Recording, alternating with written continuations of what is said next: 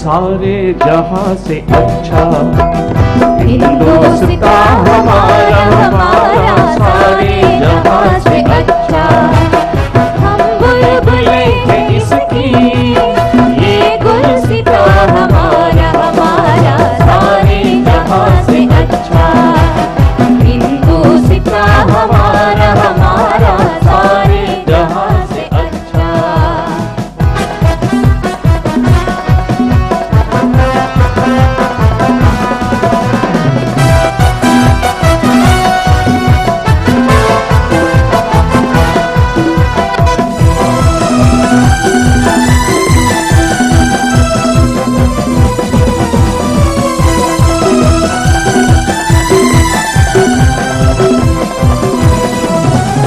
पर्वत वो सबसे ऊंचा हमसाया आसमां का। पर्वत वो सबसे ऊंचा हमसाया आसमां का। वो संगरी हमारा वो पासबा हमारा हमारा सारे जहां से अच्छा। हिंदुस्ता हमारा हमारा सारे जहां से अच्छा।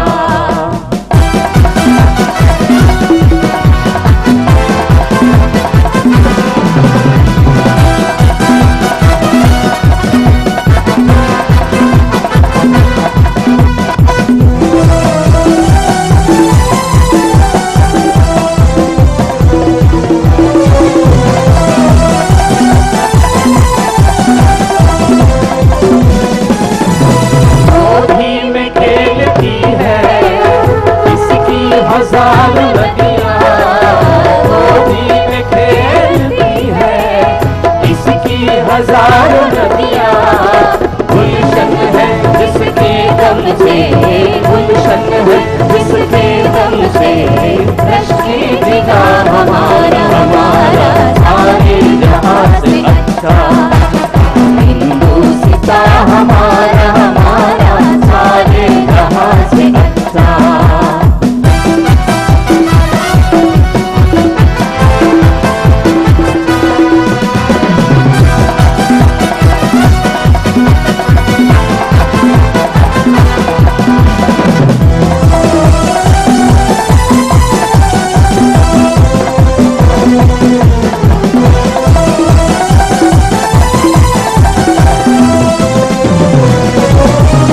मजहब नहीं सिखाता आपस में खैर रखना। मजहब नहीं सिखाता आपस में खैर रखना। हिंदी है हम हिंदी है हम हिंदी है हम वतन है हिंदुस्ता हमारा हमारा सारे जहां से अच्छा।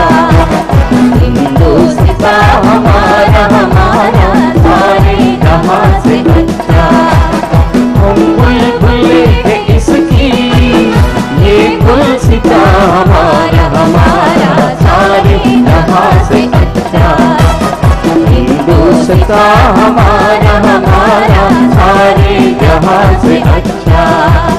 सारे जहां से अच्छा। हिंदुस्ता हमारा सारे जहां से अच्छा। हिंदुस्ता हमारा हिंदुस्ता हमारा हिंदुस्ता हमारा।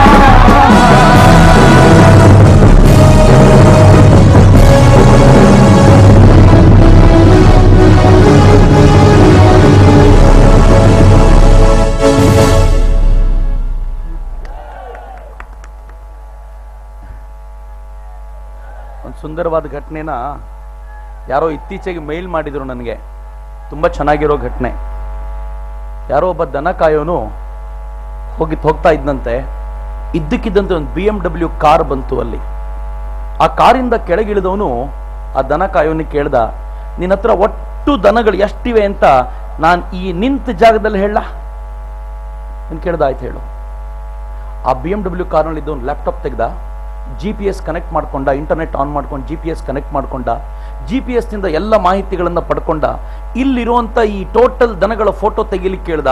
ಅದು ಹೈ ರೆಸೊಲ್ಯೂಷನ್ ಕ್ಯಾಮೆರಾದಿಂದ ಟೋಟಲ್ ಫೋಟೋ ತೆಗೆದು ಕೊಡ್ತವನಿಗೆ. ಒಂದು ಒಳ್ಳೆ ಫೋಟೋ ಕಂಪ್ಯೂಟರ್ಗೆ ಬಂತು. ಇವನ್ ತನ್ನ ಹತ್ರ ಇರೋ ಪ್ರಿಂಟರ್ ತೆಗೆದು ಕಂಪ್ಯೂಟರ್ಗೆ ಕನೆಕ್ಟ್ ಮಾಡಿ ಆ ಒಳ್ಳೆ ಫೋಟೋ ತೆಗೆದು ಅವನ ಕೈಯಲ್ಲಿಟ್ಟ. ಆಮೇಲೆ ಅದನ್ನ ಲೆಕ್ಕಕ್ಕೆ ಅಂತ ಕೊಟ್ಟು ಎಷ್ಟಿದೆ ಅಂತ ಲೆಕ್ಕಾಚಾರ ಮಾಡಬೇಕಾದ್ರೆ ಅವನು ಹೇಳ್ದ, ಲೆಕ್ಕ ಪರ್ಫೆಕ್ಟ್ ಆಗಿ ಹೇಳಿದ್ರೆ ಒಂದು ಕರು ನನಗೆ ಗಿಫ್ಟ್ ಕೊಡ್ತೀಯಾ? ಒಂದು ಆಯ್ತು ಕೊಡ್ತೀನಿ, ಹೇಳು ಲೆಕ್ಕ ಅಂತ. 1586 ದನಗಳಿವೆ, ಕರೆಕ್ಟಾ? ನೋಡಿದ ಪರ್ಫೆಕ್ಟ್ ಆಗಿ ಹೇಳಿದ್ರಲ್ಲ ಸರ್ ಅಂತ. ನಿಂಗೇನ್ ಅನ್ನಿಸ್ತು ಈಗ ಅಂತ ಕೇಳ್ದ. ಅವನದ ರಾಹುಲ್ ಗಾಂಧಿ ಅಂತ ನನಗೆ ಗೊತ್ತಾಯ್ತು ಅಂತಂದ. ನನಗೆ ಆಶ್ಚರ್ಯ ಗೊತ್ತಾರೆ, ನಾನ್ ರಾಹುಲ್ ಗಾಂಧಿ ಅಂತ ನಿನಗೆ ಹೆಂಗ್ ಗೊತ್ತಾಯ್ತು? ಏನ್ ರೀಸನ್ನು? ಅವನಂದ ಏನೂ ಇಲ್ಲ, ಕರಿದೇ ಮೊದಲು ಬಂದಿದ್ಯಾ, ನಂಗೆ ಆಗಲೇ ಗೊತ್ತಾಯ್ತು ನೀನಿರ್ಬೇಕು ರಾಹುಲ್ ಗಾಂಧಿ ಅಂತ. ಎರಡನೇದು ಮೇಲ್ ಬಂದಿರೋದು, ಇದು ನಾನೆಲ್ಲ ಹೇಳ್ತಿರೋದು. ಎರಡನೇದು ಅವನು ಹೇಳ್ತಾನೆ, ಕೇಳದೆ ಪ್ರಶ್ನೆಗೆ ಉತ್ತರ ಕೊಡ್ತಾ ಇದೀಯಾ. ಮೂರನೇದು, ನನಗ್ ಗೊತ್ತಿರೋ ಉತ್ತರಕ್ಕೆ ಮತ್ತೆ ಉತ್ತರ ಹೇಳ್ತೀನಿ ಅಂತ ಬಂದಿದ್ಯಾ. ನಾಲ್ಕನೇದು, ಗೊತ್ತಿರೋ ಉತ್ತರ ತಿಳ್ಕೊಳ್ಳಿಕ್ಕೋಸ್ಕರ ಇಷ್ಟೆಲ್ಲ ಖರ್ಚು ಮಾಡಿದ್ಯಾ. ಐದನೇದು, ನನ್ನ ಹಿಂದೆ ಇರೋ ದನಗಳೆಲ್ಲ ಕುರಿಗಳು, ನಿಂಗೆ ಅದೇ ಗೊತ್ತಾಗಲಿಲ್ಲ. ಈಗ ಆರನೇದು, ಇಂಟ್ರೆಸ್ಟಿಂಗ್ಲಿ ಆರನೇದು, ನನ್ನ ನಾಯಿ ಮರಿ ತಗೊಂಡಿದ್ಯಲ್ಲ ಅದನ್ನ ವಾಪಸ್ ಕೊಡು ಅಂತಂದ. ಅದನ್ನ ಕರು ಅನ್ಕೊಂಡಿದ್ನಂತ ಅವನು. ಪಾಪ ಎಂತ ಪರಿಸ್ಥಿತಿ ಅಂತಂದ್ರೆ, ನಾವು ಯಾರ್ಯಾರನ್ನ ತಗೊಂಡು ಹೋಗಿ ಯಾರ್ಯಾರ ಎದುರಿಗೆ ಮುಂದಿನ ಪ್ರಧಾನಿ ಅಂತ ಪರಿಚಯ ಮಾಡ್ತೀವಲ್ಲ. ನಾನು ಇದನ್ನ ಹೇಳಬೇಕಾದ್ರೆ ತುಂಬಾ ನೋವಿನಿಂದ ಹೇಳ್ತಾ ಇದ್ದೀನಿ. ಒಂದು ರಾಷ್ಟ್ರೀಯ ಪಾರ್ಟಿ ಅಂತ ಅನ್ಸ್ಕೊಂಡಿರೋ ಪಾರ್ಟಿ ಈ ರಾಷ್ಟ್ರವನ್ನ ಲೀಡ್ ಮಾಡುವನ್ ಎಂಥವನ್ ಇರಬೇಕು ಅಂತ ಒಂದು ಕನಸಾದ್ರೂ ಕಟ್ಟೋದು ಬೇಡವೇನ್ರಿ? ಅಕಸ್ಮಾತ್ ಪ್ರಣವ್ ಮುಖರ್ಜಿ ಹೆಸರನ್ನಾದ್ರೂ ಹೇಳಿದ್ದಿದ್ರೆ ನಾನು ಅನ್ಕೊಳ್ತಿದ್ದೆ, ಹೋಗ್ಲಿ ಬಿಡಪ್ಪ, ನರೇಂದ್ರ ಮೋದಿಗೆ ಒಬ್ಬ ಸಮರ್ಥ ಎದುರಾಳಿಯನ್ನಾದ್ರೂ ಕೊಟ್ರು ಅಂತ. ರಾಹುಲ್ ಗಾಂಧಿ ಹೆಸರನ್ನು ಹೇಳ್ತಾರಲ್ಲ, ರಾಹುಲ್ ಗಾಂಧಿನ ಪ್ರಧಾನಿ ಮಾಡಬೇಕು ಅಂತ ಓಡಾಡ್ತಾರಲ್ಲ, ನಂಗೆ ತುಂಬಾ ನೋವು. ಇದು ಕೂಡ ಹಂಚ್ಕೊಳ್ಳುವಂತ ಮಾತೆ. ಯಾರೋ ಒಂದು ಹೆಣ್ಮಗಳು ನಂಗೊಂದು ಮೆಸೇಜ್ ಕಳಿಸಿದ್ಲು. ಮೆಸೇಜ್ ತುಂಬಾ ಕೆಟ್ಟದಾಗಿದೆ, ತಪ್ಪು ತಿಳ್ಕೊಳ್ಬೇಡಿ ಸರ್ ಅಂತ. ನಾನು ಮೆಸೇಜನ್ನು ಓದ್ದೆ. ಒಂದಷ್ಟು 4ನೇ ಕ್ಲಾಸಿನ ಮಕ್ಕಳನ್ನ ಕೂರಿಸ್ಕೊಂಡು ಮೇಡಮ್ ಕೇಳಿದ್ಲಂತೆ, ಮಕ್ಕಳೇ ನಿಮ್ಮ ಅಪ್ಪಂದ್ರೆ ಏನೇನು ಮಾಡ್ತಾರೆ ನಮ್ಗೆ ಹೇಳ್ತೀರಾ ಅಂತ. ಒಬ್ಬ ಹುಡುಗ ಇಂಜಿನಿಯರ್ ಒಂದ, ಒಬ್ಬ ಡಾಕ್ಟರ್ ಒಂದ, ಒಬ್ಬ ಹುಡುಗ ಮಾತ್ರ ಹೇಳದೆ ಕೈ ಕಟ್ಕೊಂಡು ನಿಂತಿದ್ದ. ಮೇಡಮ್ ಕೇಳಿದ್ರೆ ಯಾಕಪ್ಪ ಹೇಳೋ ಅಂತ. ಹೇಳಿದ್ರು, ನಮ್ಮಪ್ಪ ಬಾರ್ನಲ್ಲಿ ಕೆಲಸ ಮಾಡ್ತಾರೆ, ತೀರಾ ಕೆಟ್ಟ ಕೆಲಸ ಮಾಡ್ತಾರೆ, ಅಲ್ಲಿ ಹೇಳ್ಕೊಳ್ಳಿಕ್ಕಾಗಲ್ಲ ಅಂತ ಏನೇನು ಕೆಟ್ಟದ್ದು ಮಾಡ್ತಾರೆ ಅಂತ ಲಿಸ್ಟ್ ಕೊಟ್ಟ. ಮೇಡಮ್ ಗಾಬರಿಯಾಗ, ಅಯ್ಯಪ್ಪ ಇಂಥದ್ದೆಲ್ಲ ಮಾಡ್ತಾರಾ, ಹಂಗಿದ್ರೆ ಸುಮ್ಮನೆ ಇರಪ್ಪ, ನೀನು ಹೇಳಕ್ ಹೋಗ್ಬೇಡ ಅಂತ ಸುಮ್ಮನೆ ಮಾಡಿದ್ರು. ಎಲ್ಲ ಹುಡುಗರನ್ನ ಕಳಿಸಿ ಆ ಹುಡುಗನ ಕರೆಸಿ, ನಿಜವಾಗ್ಲೂ ನಿಮ್ಮಪ್ಪ ಇಷ್ಟು ಕೆಟ್ಟದೆಲ್ಲ ಮಾಡ್ತಾರಾ ಅಂತ ಕೇಳಿದ್ರೆ ಹುಡುಗ ಇಲ್ಲ ಅಂದಂತೆ. ಇವ್ರಿಗೆ ಆಶ್ಚರ್ಯ ಆಗೋಯ್ತು. ಇಲ್ಲ ಅಂದ್ರೆ ಮತ್ತೆ ಯಾಕೋ ಅದನ್ನೆಲ್ಲ ಹೇಳ್ದೆ ಎಲ್ಲರ ಮುಂದೆ. ನಮ್ಮಪ್ಪ ಅದಕ್ಕಿಂತ ಕೆಟ್ಟದ್ದು ಮಾಡ್ತಾರೆ ಮೇಡಮ್. ಏನ್ ಮಾಡ್ತಾರೋ ಅಂದ್ರೆ, ರಾಹುಲ್ ಗಾಂಧಿನ ಪ್ರಧಾನಿ ಮಾಡಬೇಕು ಅಂತ ಓಡಾಡ್ತಿದ್ದಾರೆ ಮೇಡಮ್, ಅದನ್ನ ಹೇಳೋಕ್ಕಿಂತ ಇದೇ ಒಳ್ಳೇದು ಅಂತ ಹೇಳ್ದೆ ಅಂತ. ನನಗದು ಕೇಳಿ ನಗು ಬಂದ್ಬಿಡ್ತು. ಏನ್ ಅವಸ್ಥೆ ಅಪ್ಪ ಈ ದೇಶದ್ದು. ಯಾರಾದ್ರೂ ಸಮರ್ಥ ನಾಯಕನನ್ನು ಕೊಟ್ರೆ ಹೋರಾಟ ಮಾಡೋದು ಚೆನ್ನಾಗಿರ್ತಿತ್ತು. ಆದ್ರೆ ದುರ್ದೈವ, ಇಂಥದ್ದೊಬ್ಬ ನಾಯಕನ ತಂದು ಇವತ್ತು ಬಿಟ್ಬಿಟ್ಟಿದ್ದಾರಲ್ಲ, ತುಂಬಾ ನೋವಾಗುತ್ತೆ. ಯೋಚನೆ ಮಾಡಿ, ಕಾಂಗ್ರೆಸ್ ತನ್ನ ಇಷ್ಟೆಲ್ಲ ದುರಾಡಳಿತದ ನಡುವೆ ಈ ಕಾಂಗ್ರೆಸ್ಗೆ ಸಮರ್ಥವಾಗಿ ಹೊಡೆತ ಕೊಟ್ಟಂತ ಒಬ್ಬ ನಾಯಕ, ಈ ದೇಶದ ಧೀಮಂತ ನಾಯಕ ಅಂತ ಯಾರಾದ್ರೂ ಇದ್ರೆ ಅನುಮಾನವೇ ಇಲ್ಲ, ಅದು ಅಟಲ್ ಬಿಹಾರಿ ವಾಜಪೇಯಿ ಅನ್ನುವಂತ ಅದ್ಭುತವಾದ ನಾಯಕ. ಬಹಳ ಗ್ರೇಟ್ ರೀ, ಬಹಳ ಗ್ರೇಟ್ ರೀ. ನಂಗೆ ಬಹಳ ಖುಷಿ ಆಗುತ್ತೆ. ಸತ್ಯ ಹೇಳ್ತೀನಿ, ಎಲ್ಲಾದ್ರೂ ಭಾಷಣ ಡೌನ್ ಆಗುತ್ತೆ, ಸ್ವಲ್ಪ ಜನ ಕೇಳೋದನ್ನ ನಿಲ್ಲಿಸಿದ್ದಾರೆ ಎಂದಾಗ ಅಟಲ್ ಬಿಹಾರಿ ವಾಜಪೇಯಿ ಅಂದ್ರೆ ಅಲರ್ಟ್ ಆಗ್ಬಿಡ್ತಾರ್ರಿ ಜನ.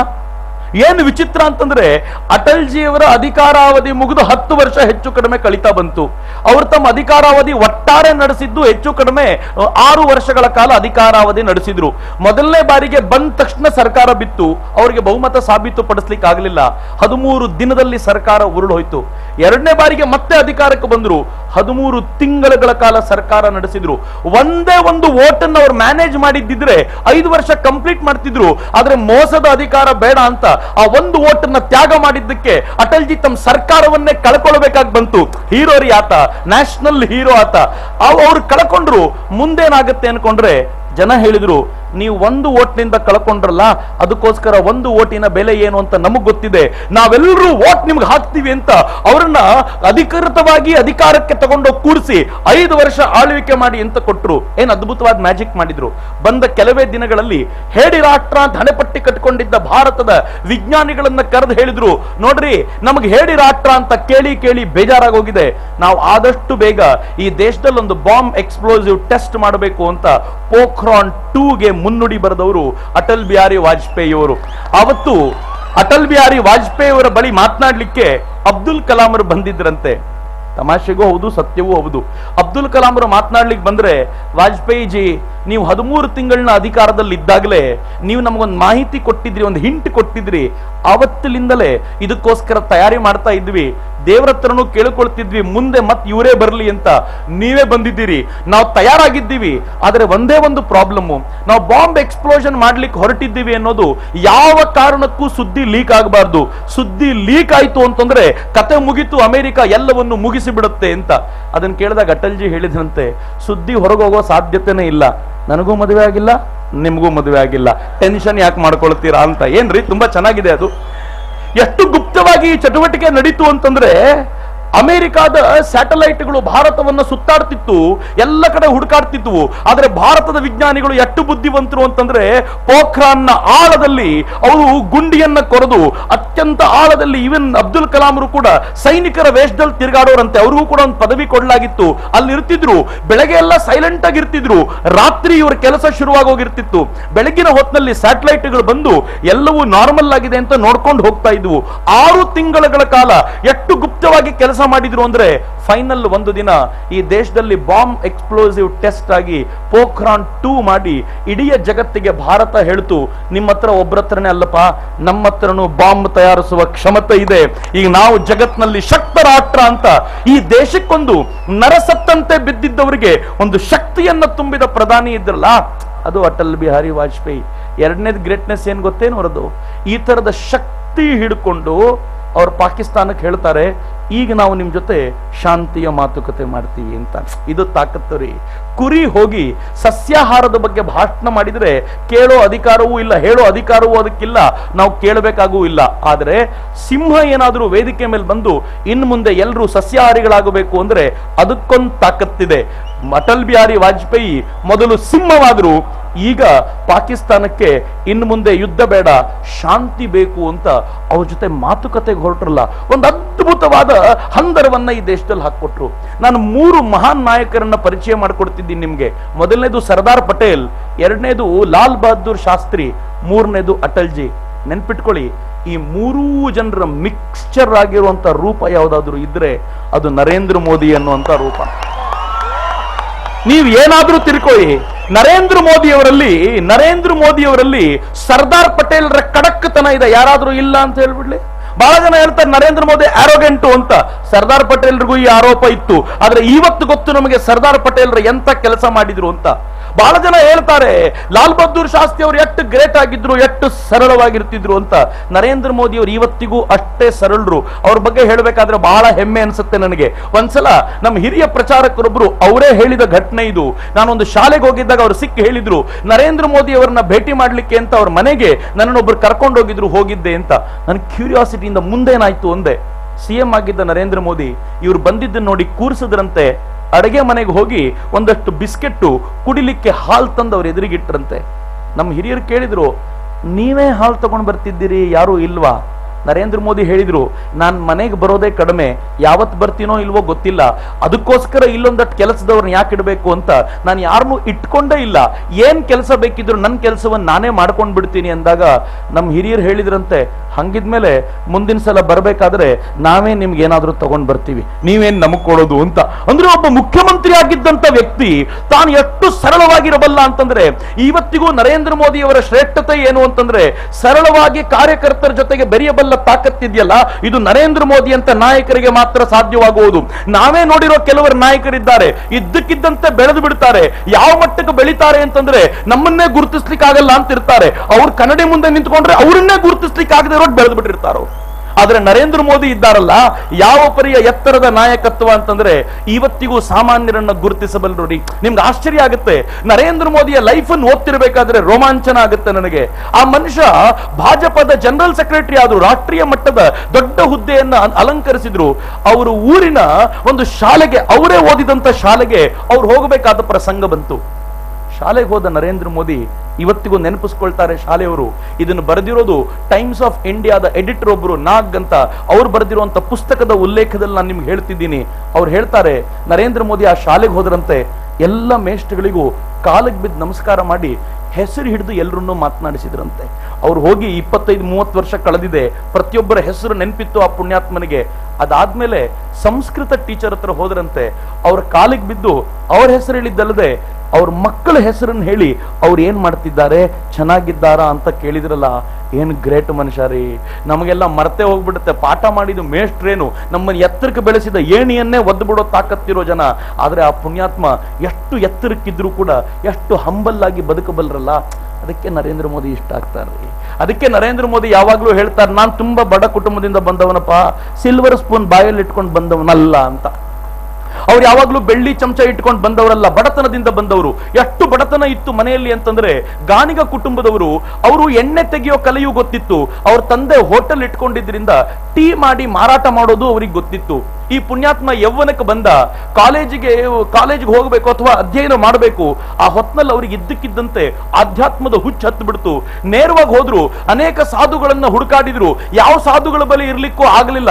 ರಾಮಕೃಷ್ಣ ಮಠ, ರಾಮಕೃಷ್ಣ ಮಿಷನ್ ಬೇಲೂರು ಮಠಕ್ಕೆ ಹೋಗಿ ನನ್ನನ್ನು ಸೇರಿಸ್ಕೊಳ್ತೀರಾ ಅಂತ ಕೇಳಿದ್ರು. ಅಲ್ಲಿ ಆಗಲ್ಲ ಅಂತ ಬಂತು. ನರೇಂದ್ರ ಮೋದಿ ಅಲ್ಲಿಂದ ಹಿಮಾಲಯದ ತುದಿಗೆ ಹೋದ್ರು. ಹಿಮಾಲಯದಲ್ಲಿ ಹೋಗಿ ಅನೇಕ ಸಾಧುಗಳ ಒಡನಾಟದಲ್ಲಿದ್ರು. ಹೆಚ್ಚು ಕಡಿಮೆ 1.5-2 ವರ್ಷಗಳ ಕಾಲ ಪೂರ್ಣ ಪ್ರಮಾಣದಲ್ಲಿ ಅಧ್ಯಾತ್ಮದ ಆ ಜೀವನವನ್ನ ತಾವು ರೂಢಿಸಿಕೊಂಡ್ರು. ಮತ್ತೆ ಕೆಳಕ್ಕೆ ಬಂದ್ರು. ರಾಜ್ಕೋಟ್ನ ರಾಮಕೃಷ್ಣ ಆಶ್ರಮಕ್ಕೆ ಹೋಗಿ ನನ್ನನ್ನು ಸೇರಿಸ್ಕೋತೀರಾ ಅಂತ ಕೇಳಿದ್ರು. ಅವರಂದ್ರು, ವಯಸ್ಸಿನಿಂದ ಸ್ವಲ್ಪ ಚಿಕ್ಕವ್ರು ನೀವು, ಇನ್ನೊಂದು 6 ತಿಂಗಳು ಕಳೀಲಿ, ಆಮೇಲೆ ಸೇರಿಸ್ಕೋತೀವಿ ಅಂತ. ಹೋಗ್ಲಿಕ್ಕೆ ಆಗ್ಲೇ ಇಲ್ಲ. ಯಾಕಾಗ್ಲಿಲ್ಲ ಗೊತ್ತೇನು? ನರೇಂದ್ರ ಅವರ ಜಾತಕವನ್ನು ನೋಡಿದಂತ ಒಬ್ಬ ಸಾಧು ಹೇಳಿದ್ರಂತೆ, ಒಂದೋ ಇವನು ಸನ್ಯಾಸಿ ಆಗ್ತಾನೆ, ಸನ್ಯಾಸಿ ಆದ್ರೆ ಮತ್ತೊಬ್ಬ ಶಂಕರಾಚಾರ್ಯನಾಗುವಂತ ಸಾಮರ್ಥ್ಯ ಪಡ್ಕೊಳ್ತಾನೆ, ಇಲ್ಲ ಅಂದ್ರೆ ಚಕ್ರವರ್ತಿ ಆಗ್ತಾನೆ, ದೇಶವನ್ನ ಆಳ್ತಾನೆ ಅಂತ. ಇದನ್ನ ಅವ್ರ ಅಣ್ಣ ದಾಖಲು ಮಾಡಿದ್ದಾರೆ. ಅವ್ರ ಅಣ್ಣ ಹೇಳಿದ್ದಾರೆ, ನರೇಂದ್ರನದ್ದು ನೋಡಿದ್ರು ಅವರು, ನಂದು ಜಾತಕ ನೋಡಿದ್ರು. ನನ್ನ ಜಾತಕ ನೋಡಿ ಹೇಳಿದ್ರು ನಾರ್ಮಲ್ ಆಗಿ ಇರ್ತಾನೆ, ಹೆಚ್ಚಂದ್ರೆ 1-2 ಸಲ ಜೈಲಿಗೆ ಹೋಗಿ ಬರ್ತಾನೆ ಅಂತ. ನಾನು ನಿಜವಾಗ್ಲೂ ಒಂದ್ ಸಲ ಯಾವುದೋ ಒಂದು ಹೋರಾಟದಲ್ಲಿ ಪಾಲ್ಗೊಂಡು ಜೈಲಿಗೆ ಹೋಗ್ಬೇಕಾದ ಪರಿಸ್ಥಿತಿ ಬಂತು. ನನಗೆ ಅದಕ್ಕೆ ವಿಶ್ವಾಸ ಇದೆ, ನಮ್ಮ ನರೇಂದ್ರ ಈ ದೇಶವನ್ನು ಆಳ್ತಾನೆ ಅಂತ ಅವರ ಅಣ್ಣ ಅತ್ಯಂತ ವಿಶ್ವಾಸದಿಂದ ಹೇಳ್ತಾರೆ. ನನಗೆ ಅಚ್ಚರಿಯ ಸಂಗತಿ ಅನ್ಸೋದು ಏನ್ ಗೊತ್ತೇನು? ನರೇಂದ್ರ ಮೋದಿಯ ಒಬ್ಬ ಸೋದರ ಇವತ್ತಿಗೂ ಕೂಡ ಗವರ್ನಮೆಂಟ್ ನೌಕರಿಯಲ್ಲಿದ್ದಾರೆ. ಯಾವ ನೌಕರಿ ಅಂತಂದ್ರೆ ಇನ್ಫಾರ್ಮೇಶನ್ ಅಂಡ್ ಟೆಕ್ನಾಲಜಿ ಡಿವಿಷನ್, ಅವರ ಸಚಿವಾಲಯ. ನಮ್ದು ಹೇಗೆ ವಿಧಾನಸೌಧ ಇದೆಯೋ ಅವರ ಸಚಿವಾಲಯದಲ್ಲಿ ಅಲ್ಲೊಂದು ಕಡೆ ಬಿ ಡಿವಿಷನ್ ನ ನೌಕರದಾರರಾಗಿ ಅವರು ಈಗಲೂ ಕೆಲಸ ಮಾಡ್ತಾರೆ. ಅದೇ ಸಚಿವಾಲಯಕ್ಕೆ ನರೇಂದ್ರ ಮೋದಿ ಮುಖ್ಯಮಂತ್ರಿಯಾಗಿ ಬರ್ತಾರೆ. ಇವರ ಸಹೋದರ ಬಿ ಗ್ರೇಡ್ ನ ನೌಕರಿಯಾಗಿ ಕೆಲಸ ಮಾಡ್ತಾನೆ, ನೌಕರದಾರನ ಕೆಲಸ ಮಾಡ್ತಾನೆ.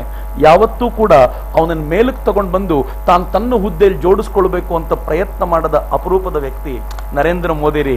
ನನಗೆ ಅದಕ್ಕೆ ಲಾಲ್ ಬಹದ್ದೂರ್ ಶಾಸ್ತ್ರಿ ನೆನಪಾಗೋದು. ಲಾಲ್ ಬಹದ್ದೂರ್ ಶಾಸ್ತ್ರಿ ತಮ್ಮ ಮಗನಿಗೂ ಕೂಡ ವಶೀಲಿ ಮಾಡಲಿಲ್ಲ. ಅವ್ರ ಮಗನಿಗೆ ಇವರು ಪ್ರಧಾನಿ ಆಗಿದ ತಕ್ಷಣ ಉನ್ನತ ಹುದ್ದೆ ಕೊಟ್ಟಾಗ ಅವ್ರ ಕಂಪನಿಯಲ್ಲಿ ಅವ್ರು ಹೇಳಿದ್ರು, ಬಹಳ ಸಂತೋಷ, ನೀನು ಉನ್ನತ ಹುದ್ದೆಯಲ್ಲಿ ಇರು, ನಾನು ಪ್ರಧಾನಮಂತ್ರಿ ಸ್ಥಾನಕ್ಕೆ ರಾಜೀನಾಮೆ ಕೊಡ್ತೀನಿ. ಯಾಕೆಂದ್ರೆ ನಾನು ಪ್ರಧಾನಮಂತ್ರಿ ಅನ್ನೋ ಕಾರಣಕ್ಕೋಸ್ಕರ ಸಿಕ್ಕಿರೋ ಹುದ್ದೆ ಅದು, ಹಂಗಿದ್ಮೇಲೆ ನನಗದು ಬೇಡ ಅಂತ.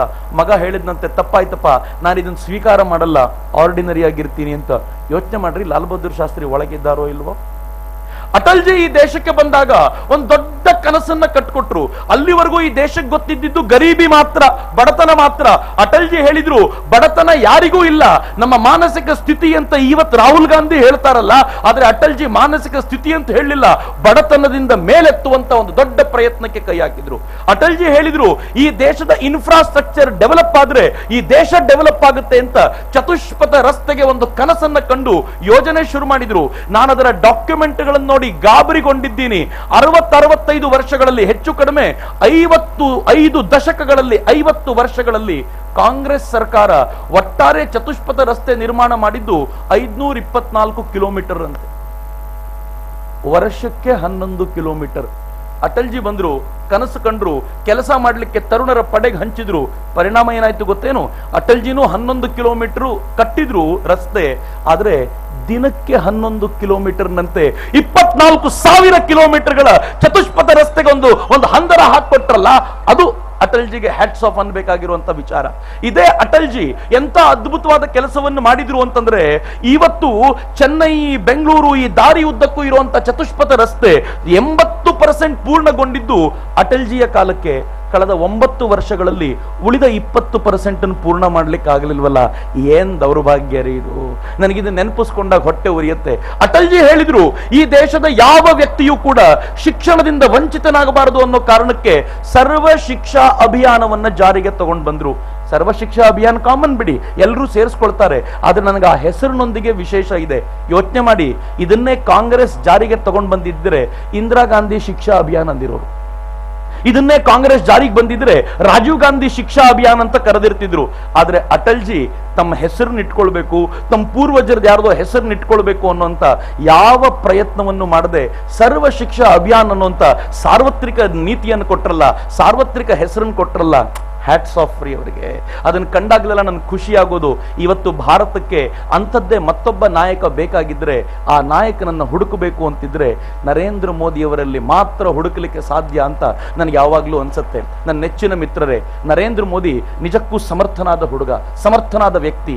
ಎಂಥ ಹುಡುಗನಾಗಿದ್ದ ಅಂತಂದ್ರೆ, ಯೌವನಕ್ಕೆ ಬಂದು ರಾಮಕೃಷ್ಣ ಆಶ್ರಮಕ್ಕೆ ಸೇರ್ಲಿಕ್ಕಾಗಲ್ಲ ಅಂತ ಗೊತ್ತಾದಾಗ ಮನೆಗೆ ಬಂದವನು ಕೆಲವೇ ದಿನದಲ್ಲಿ ಮತ್ತೆ ವಾಪಸ್ ಹೋಗ್ಬಿಟ್ಟ. ಈ ಬಾರಿ ಅಹಮದಾಬಾದಿಗೆ ಹೋದ. ಅಹಮದಾಬಾದ್ನಲ್ಲಿ ತಾನು ತನ್ನ ರಿಲೇಟಿವ್ಗಳ ಅಂಗಡಿಯಲ್ಲಿ ಕೆಲಸ ಮಾಡ್ತಾ ಟೀ ಕೆಟಲ್ ಅನ್ನ ಕೈಯಲ್ಲಿ ಹಿಡ್ಕೊಂಡು ರೈಲ್ವೆ ಸ್ಟೇಷನ್ ಅಲ್ಲಿ, ಬಸ್ ಸ್ಟೇಷನ್ ಅಲ್ಲಿ ಟೀ ಮಾರ್ತಿದ್ದ ಹುಡುಗ. ಇವತ್ತು ನಾನು ಮೋದಿಯವ್ರ ಭಾಷಣ ಕೇಳ್ತಿದ್ದೆ. ಮೋದಿ ಹೇಳಿದ್ರು, ನಮ್ಮ ದೇಶದಲ್ಲಿ ರೈಲ್ವೆ ಮಿನಿಸ್ಟ್ರಿಗೆ ಟ್ರೈನ್ ಅಂದ್ರೆ ಏನ್ ಗೊತ್ತಿರುತ್ತೋ ಅದಕ್ಕಿಂತ ಟ್ರೈನ್ ಅಲ್ಲಿ ಟೀ ಮಾರೋನಿಗೆ ಟ್ರೈನ್ ಬಗ್ಗೆ ಜಾಸ್ತಿ ಗೊತ್ತಿರುತ್ತೆ ಅಂತ. ನಿಜ ರೀ, ಆ ಮನುಷ್ಯ ತುಂಬಾ ಹೆಮ್ಮೆಯಿಂದ ಹೇಳ್ಕೊಂಡಿದ್ರು, ನಾನು ಈ ಕೆಲಸ ಮಾಡ್ತಿದ್ದವನು ಅಂತ. ನನಗೆ ಅಚ್ಚರಿಯ ಸಂಗತಿ ಏನು ಅಂತಂದ್ರೆ, ಆಗ್ಲೂ ಕೂಡ ಸುಮ್ಮನಿರಲಿಲ್ಲ ನರೇಂದ್ರ ಮೋದಿ. 1965ರಲ್ಲಿ ಇಂಡಿಯಾ ಪಾಕಿಸ್ತಾನ್ ವಾರ್ ಆದಾಗ ಈ ದೇಶದ ಸೈನಿಕರು ಅವರಿದ್ದಂತ ರೈಲ್ವೆ ಸ್ಟೇಷನ್ ಮೂಲಕ ಹಾದು ಹೋಗ್ತಿದ್ರಂತೆ. ಅಲ್ಲೊಂದು 10 ನಿಮಿಷ ನಿಂತ್ಕೊಳ್ಳುವಂತ ಅವಕಾಶ ಅಹಮದಾಬಾದ್ನಲ್ಲಿ. ಆ ಸಂದರ್ಭದಲ್ಲಿ ನರೇಂದ್ರ ಮೋದಿ, ಈ ಪುಟ್ಟ ನರೇಂದ್ರ, ತಾನು ಕೈಯಲ್ಲಿ ಕೆಟಲ್ ಹಿಡ್ಕೊಂಡು ಆ ಸೈನಿಕರಿಗೆಲ್ಲ ಟೀ ಕುಡಿಸಿ ಅವ್ರು ದುಡ್ಡು ಕೊಡ್ಲಿಕ್ಕೆ ಬಂದ್ರೆ, ಸರ್ ನೀವು ದೇಶಕ್ಕೋಸ್ಕರ ಹೋರಾಟ ಮಾಡ್ತಿದ್ದೀರಾ, ಟೀ ಕುಡಿಸೋ ಭಾಗ್ಯ ಆದ್ರೂ ನಮ್ಗೆ ಸಿಕ್ಕಿದೆ, ದುಡ್ಡು ತಗೊಳ್ಳಲ್ಲ ಅಂತ ಹೇಳ್ತಿದ್ದ ದೇಶಭಕ್ತಾರಿ, ಅಪರೂಪದ ವ್ಯಕ್ತಿ ಆತ. ಈ ದೇಶಭಕ್ತಿ ಪ್ರಧಾನಿ ಆಗಬೇಕು ಅನ್ನೋ ಕಾರಣಕ್ಕೋಸ್ಕರ ಹುಟ್ಕೊಂಡಿದ್ದಲ್ಲ, ಆಂತರ್ಯದಲ್ಲಿದ್ದಂತ ದೇಶಭಕ್ತಿ.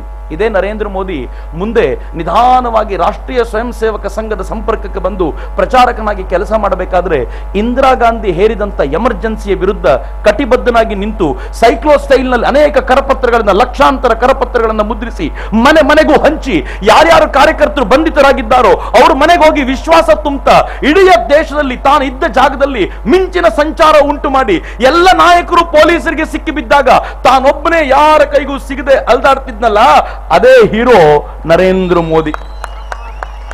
ಆ ನರೇಂದ್ರ ಮೋದಿ ಮುಂದೆ ನಿಧಾನವಾಗಿ ಕೊಟ್ಟ ಒಂದೊಂದೇ ಕೆಲಸವನ್ನ ಮಾಡ್ತಾ ಗುಜರಾತ್ ಅನ್ನ ತಮ್ಮ ತೆಕ್ಕೆಗೆ ತಗೊಂಡ್ರು.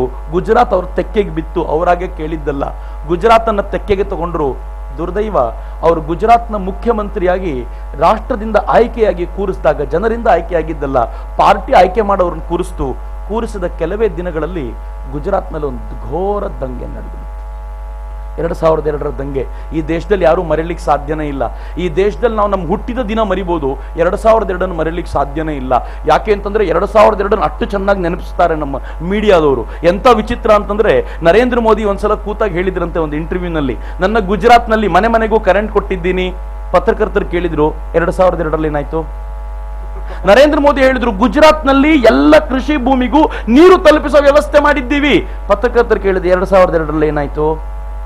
ಇವ್ರು ಮತ್ತೆ ಹೇಳಿದ್ರು, ನನ್ನ ಗುಜರಾತ್ನಲ್ಲಿ ಇವತ್ತು ಶಾಲೆ ಬಿಟ್ಟವರ ಸಂಖ್ಯೆ ತುಂಬಾ ಕಡಿಮೆ ಆಗಿದೆ, ಹೆಣ್ಮಕ್ಳು ತುಂಬಾ ಸಂಖ್ಯೆಯಲ್ಲಿ ಶಾಲೆಗೆ ಹೋಗ್ತಿದ್ದಾರೆ. ಅವರಂದ್ರು 2002ರಲ್ಲಿ ಏನಾಯ್ತು? ನರೇಂದ್ರ ಮೋದಿ ತಲೆ ಕೆಟ್ಟು 2002 ಬಿಟ್ಟು ಮುಂದಕ್ಕೆ ಬರ್ರಪ್ಪ ಅಂತ ಕೇಳಿದ ತಕ್ಷಣ ಪತ್ರಕರ್ತರು ಸುದ್ದಿ ಬರೆದ್ರಂತೆ, ನರೇಂದ್ರ ಮೋದಿ 2002 ಅಂತ ಕೇಳಿದ್ರೆ ಉತ್ತರಿಸಲಾಗದಟ್ಟು ಕೋಪಿಸಿಕೊಳ್ಳುತ್ತಾರೆ ಅಂತ. ಏನ್ರಿ ಇದು ಅವಸ್ಥೆ? ಹಿಂಗಂದು ಮೋಸ ಮಾಡಿಬಿಟ್ರು. ಆದ್ರೆ ನೆನಪು ಮಾಡ್ಕೊಳ್ಳಿ, ಅವತ್ತು ಗೋಧ್ರಾದ ರೈಲ್ನಲ್ಲಿ ಹೋಗ್ತಿರ್ಬೇಕಾದ್ರೆ ಕರಸೇವಕರನ್ನ ಸುಟ್ಟು ಹಾಕಿದ ನಂತರ ಗಂಡಸರು ಹೆಂಗಸರು ಬಿಡಿ ಪುಟ್ ಮಕ್ಕಳು ಸುಟ್ಟು ಕರಕಲಾಗಿ ಹೋಗಿದ್ರು. ಅದಕ್ಕೆ ರಿಯಾಕ್ಷನರಿ ಆಗಿ ಆ ಗುಜರಾತ್ನಲ್ಲಿ ಅಲ್ಲೋಲ ಕಲ್ಲೋಲ ಆಗ್ಬಿಡ್ತು. ಆಗ ತಾನೇ ಮುಖ್ಯಮಂತ್ರಿಯಾಗಿ ಬಂದಿದ್ದ ನರೇಂದ್ರ ಮೋದಿ ಏನ್ ಮಾಡಿದ್ರು ಗೊತ್ತೇನು? ಪಕ್ಕದ 3 ರಾಜ್ಯಗಳಿಗೆ ಪತ್ರ ಬರೆದ್ರು. ಒಂದು ಮಹಾರಾಷ್ಟ್ರ, 2ನೇದು ಮಧ್ಯಪ್ರದೇಶ, 3ನೇದು ರಾಜಸ್ಥಾನ. 3ರಲ್ಲೂ ಕಾಂಗ್ರೆಸ್ ಸರ್ಕಾರವೇ ಇತ್ತು. ಅಲ್ಲಿನ ಸರ್ಕಾರಗಳಿಗೆ ಪತ್ರ ಬರೆದು, ನಂಗೆ ಪೊಲೀಸ್ ಫೋರ್ಸ್ ತುಂಬಾ ಕಡಿಮೆ ಇದೆ, ದಂಗೆ ತೀವ್ರವಾಗೋ ಲಕ್ಷಣ ಇದೆ, ದಯವಿಟ್ಟು ಪೊಲೀಸ್ ಫೋರ್ಸ್ ಕಳಿಸ್ಕೊಡ್ತೀರಾ ಅಂತ ಕೇಳಿದ್ರೆ 3 ರಾಜ್ಯದ ಕಾಂಗ್ರೆಸ್ ಸರ್ಕಾರಗಳು ಹೇಳಿದ್ವು, ಸಾಧ್ಯ ಇಲ್ಲ ಅಂತ.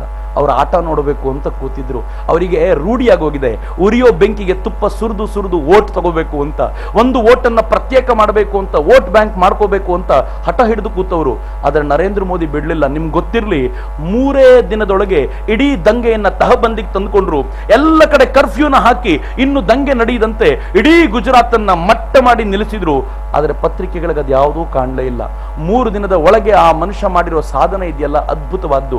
ಕಿಶ್ತವಾರ್ನಲ್ಲಿ ಅನೇಕ ದಿನಗಳ ಕಾಲ ದಂಗೆ ನಡೀತು.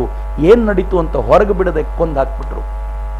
ಮುಜಫರ್ಪುರದಲ್ಲಿ ಯಾವ ಪರಿ ವಾತಾವರಣ ನಡೆದು ಹೋಯ್ತು ಅಂತಂದ್ರೆ, ಯಾವ ಪರಿ ದಂಗೆಗಳು ನಡೆದು ಹೋಯ್ತು ಅಂತಂದ್ರೆ, ಇವತ್ತಿಗೂ ಕೂಡ ಕಂಟ್ರೋಲ್ ತಂದ್ಕೊಳ್ಳಿಕ್ಕೆ ಸರ್ಕಾರಕ್ಕೆ ಆಗ್ತಿಲ್ಲ.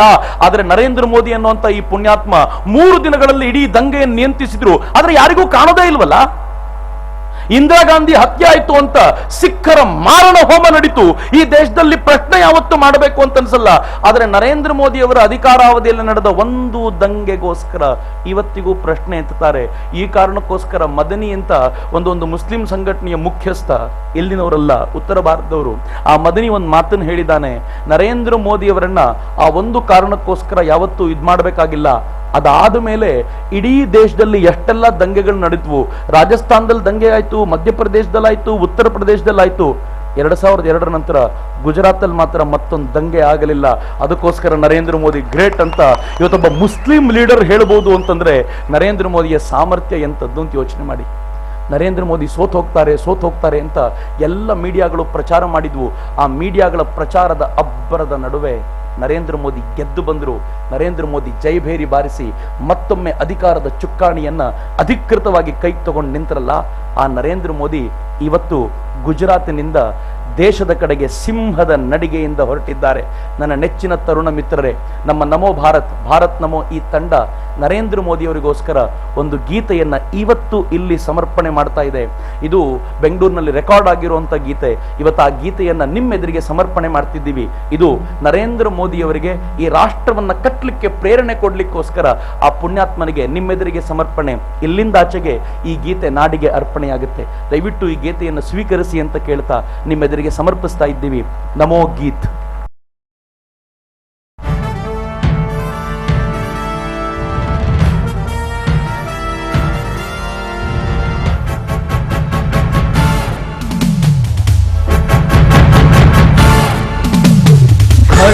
ಮಾತಿನ ಸರದಾರ, ಸರಳತೆಯಲ್ಲಿ ಲಾಲ್ ಬಹದ್ದೂರ,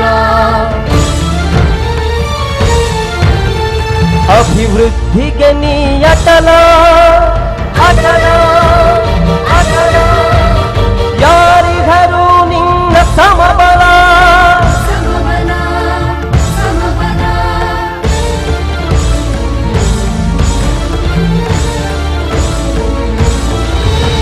ನಮೋ ನಮೋ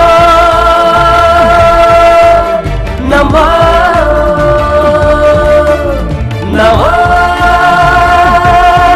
ನಮೋ ನಮೋ ಅಗಣಿತ ತಾರಾ ಬಳಗದ ನಡುವೆ ಮಿನುಗುವ ತಂಪಿನ ಚಂದಿರನು, ಮಿನುಗುವ ತಂಪಿನ ಚಂದಿರನು, ಭುವಿಯನೆ ಬೆಳಗಲು ಬಂದಿರುವ ಭಾರತ ಮಾತೆಯ ಗಿರಿಮಕನು, ಭಾರತ ಮಾತೆಯ ಗಿರಿಮಕನು. ನಮೋ ನಮೋ ನಮೋ ನಮೋ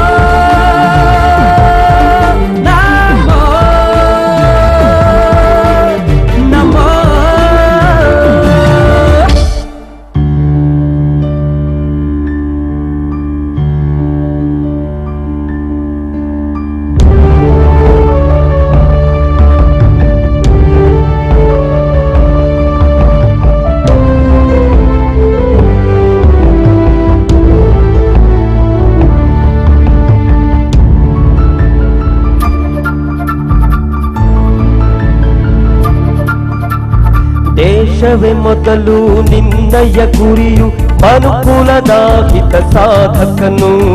ದೇಶವೇ ಮೊದಲು ನಿನ್ನಯ ಗುರಿಯು, ಮನುಕುಲದ ಹಿತ ಸಾಧಕನು. ಹೊಗಳುವ ಪುಣ್ಯಯು ದಾರಿಗೆ ಅಡ್ಡ ಜಗ್ಗದ ಪಾದದ ಎದೆಯವನು. ಹೊಗಳುವ ಪುಣ್ಯಯು ದಾರಿಗೆ ಅಡ್ಡ ಜಗ್ಗದ ಪಾದದ ಎದೆಯವನು. ನಮೋ ನಮೋ ನಮೋ ನಮೋ ನಮೋ ನಮೋ.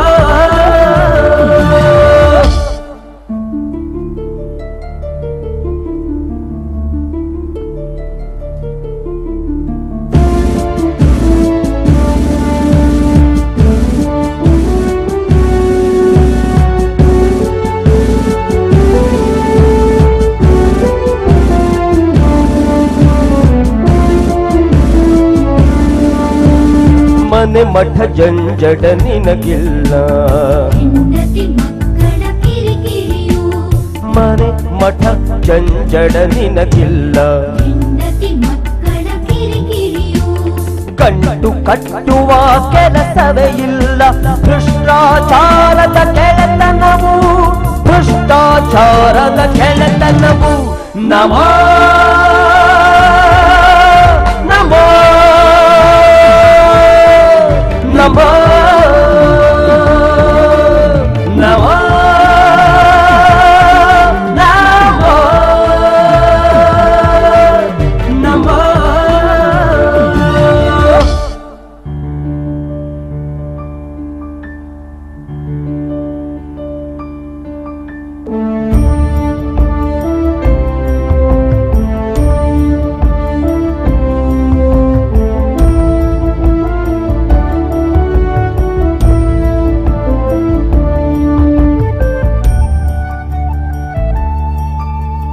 ಬಡತನವನ್ನೇ ಉಂಡುಟ್ಟು ಬೆಳೆದವ ನೀ ಅಭಿವೃದ್ಧಿಯ ಹರಿಕಾರ.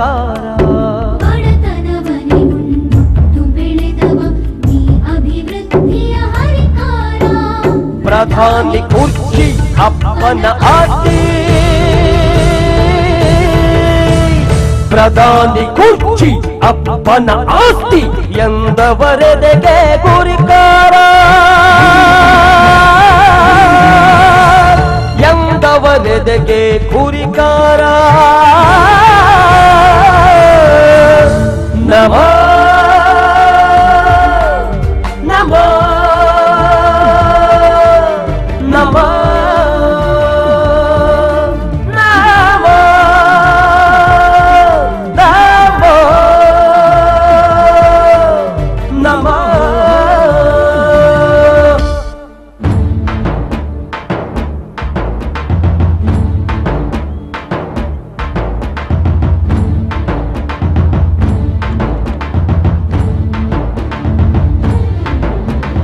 Namo, Namo, Namo,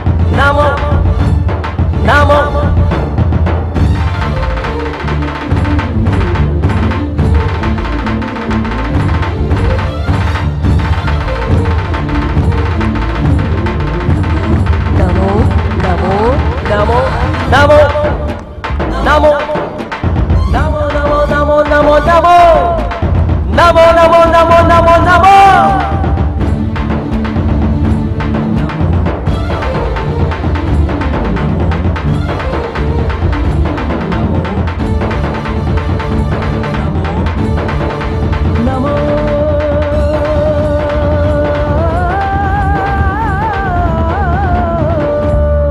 Narendra Modi ji की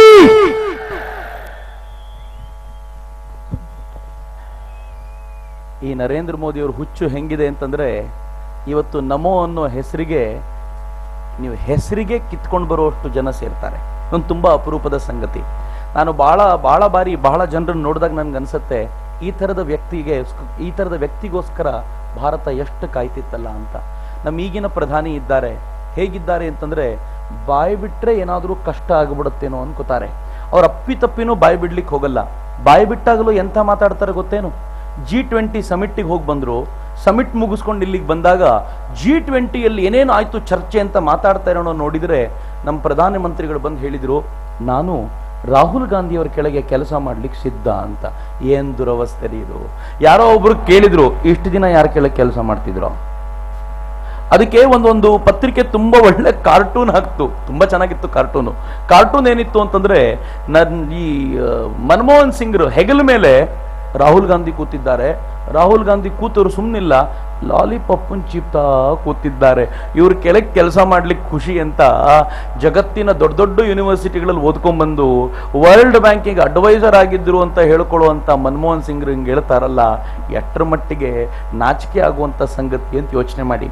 ಎಂಥ ಪರಿಸ್ಥಿತಿ ಇವತ್ತು ರಾಷ್ಟ್ರದ್ದು ಅಂತಂದ್ರೆ, ಇವತ್ತು ರಾಷ್ಟ್ರದ ಪರಿಸ್ಥಿತಿ ಟೋಟಲ್ ನೀವು ಯೋಚನೆ ಮಾಡಿ. ಸುತ್ತಲೂ ಈ ದೇಶವನ್ನು ನೋಡಿ, ಒಂದು ಪಾಕಿಸ್ತಾನ ಈ ದೇಶದ ಮೇಲೆ ಆಕ್ರಮಣ ಮಾಡ್ತೀನಿ ಅಂತ ನಮಗೆ ಪದೇ ಪದೇ ಛೂ ಬಿಡುತ್ತೆ. ಈ ದೇಶದ ಒಬ್ಬ ಸೈನಿಕನನ್ನ ಮೊದಲು ಟೆಸ್ಟ್ ಮಾಡಿದ್ದವ್ರು ಹಿಂಗೆ ಒಳಗೆ ಬಂದ್ರು, ಈ ದೇಶದ ಸೈನಿಕನ ತಲೆಯನ್ನ ಕಡ್ಕೊಂಡು ಹೋದ್ರು, ಹೇಮಚಂದ್ರನ ತಲೆ ಅವ್ರ ಕೈಗೋಯ್ತು. ಅವ್ರು ಉತ್ಸವವನ್ನೇ ಆಚರಣೆ ಮಾಡಿದ್ರಂತೆ. ಅಲ್ಲಿ ಯಾಕೆ ಅಂತ ಕೇಳಿದ್ರೆ, ಒಂದು ತಲೆಗೆ 5 ಲಕ್ಷ ರೂಪಾಯಿ ಕೊಡ್ತೀನಿ ಅಂತ ಹೇಳಿದ್ರು ಅನ್ನೋ ಕಾರಣಕ್ಕೆ. ಅವನ ಶವ ಮನೆಗೆ ಬಂದಾಗ ನೋವಿನ ಸಂಗತಿ ರೀ. ಈ ದೇಶದ ಸೈನಿಕರ ಬಗ್ಗೆ ಕಾಳಜಿ ಇಲ್ಲ ಅಂದಾಗ ಹೊಟ್ಟೆ ಉರಿಯುತ್ತೆ. ಅವನ ಶವ ಮನೆಗೆ ಬಂದಾಗ ಅವನ ಶವದ ಎದುರಿಗೆ ಕೂತ್ಕೊಂಡು ಅವನ ಹೆಂಡತಿ ಮತ್ತು ಅವನ ತಾಯಿ ಅಳೋಷ್ಟು ಅತ್ತು ಕಣ್ಣೀರ್ ಬತ್ತಿ ಹೋದಾಗ ಉಪವಾಸ ಸತ್ಯಾಗ್ರಹಕ್ಕೆ ಕೂತರು. ಒಬ್ಬ ಪತ್ರಕರ್ತ ಕೇಳ್ದ, ಏನ್ ತಾಯಿ ಉಪವಾಸ ಕೂತ್ರೆ ನಿಮ್ಮ ಯಜಮಾನ್ರ ಜೀವ ಬರುತ್ತಾ? ಅವನ ಹೆಂಡತಿ ಹೇಳ್ತಾಳೆ, ನನ್ನ ಯಜಮಾನ್ರ ಜೀವ ತಂದುಕೊಡೋ ಯೋಗ್ಯತೆ ನಿಮ್ಗಿಲ್ಲ ಅಂತ ಚೆನ್ನಾಗಿ ಗೊತ್ತು. ನಾನು ಉಪವಾಸ ಮಾಡೋದ್ರಿಂದ ತಲೆಯಾದ್ರೂ ಸರ್ಕಾರ ತಂದು ಕೊಡಬಹುದು ಅಂತ ಕಾಯ್ಕೊಂಡಿದ್ದೀನಿ ಅಂತ. ಏನ್ರಿ ಇದು ದುರವಸ್ಥೆ, ನೋವಾಗುವಂತ ಸಂಗತಿ. ಅವಳು ಹೇಳ್ತಾಳೆ, ನಮ್ಮ ಶಾಸ್ತ್ರ ಹೇಳುತ್ತೆ ಅಕಸ್ಮಾತ್ ತಲೆ ಇಲ್ಲದೆ ಅಂತ್ಯ ಸಂಸ್ಕಾರ ಮಾಡಿದ್ರೆ ಆತ್ಮ ಮೋಕ್ಷ ಸಿಗಲ್ಲ ಅಂತ. ನನ್ನ ಯಜಮಾನ್ರಿ ದೇಶಕ್ಕೋಸ್ಕರ ಕಾವಲಕ್ಕಾದ್ರೂ ಅವ್ರ ತಲೆ ತಂದ್ಕೊಟ್ಟು ಆತ್ಮ ಮೋಕ್ಷ ಆದ್ರೂ ಕೊಡಿಸಿ ಅಂತ ಆ ಹೆಣ್ಮಗಳು ಕೇಳಬೇಕಾದ್ರೆ ಕರಳು ಕರಗತ್ತೆ. ಅದಾದ ಕೆಲವೇ ದಿನಗಳಲ್ಲಿ ಪಾಕಿಸ್ತಾನ ಮತ್ತೆ ದಾಳಿ ಮಾಡ್ತು. 5 ಜನ ಭಾರತೀಯ ಸೈನಿಕರನ್ನ, ಮಲಗಿದ್ದ ಭಾರತೀಯ ಸೈನಿಕರನ್ನ ಕೊಂದು ನಾಪತ್ತೆ ಆಯ್ತು. ಸಂಸತ್ನಲ್ಲಿ ದೊಡ್ಡ ಗದ್ದಲವಾದಾಗ ಈ ದೇಶದ ರಕ್ಷಣಾ ಸಚಿವ AK ಆಂಟನಿ ಅವರು ಒಂದು ಹೇಳಿಕೆ ಕೊಟ್ಟರು. AK ಆಂಟನಿ ಅವರು ಹೇಳಿದ್ರು, ಬಂದವರು ಪಾಕಿಸ್ತಾನದ ಸೈನಿಕರೆಲ್ಲ, ಸುಮ್ಮನೆ ಪಾಕಿಸ್ತಾನದ ಮೇಲೆ ಗೂಬೆ ಕೂರಿಸಬೇಡಿ. ಈ ದೇಶದ್ದೇ ಕೆಲವು ಭಯೋತ್ಪಾದಕರು ಪಾಕಿಸ್ತಾನದ ವೇಷ ಹಾಕೊಂಡು ಬಂದು ಅವರು ಕೊಂದು ಹೋದ್ರು ಅಂತ. ಈ ದೇಶದ ಭಯೋತ್ಪಾದಕರು ಫ್ಯಾನ್ಸಿ ಡ್ರೆಸ್ ಕಾಂಪಿಟೇಷನ್ ಶುರು ಮಾಡಿಕೊಂಡಿದ್ರು.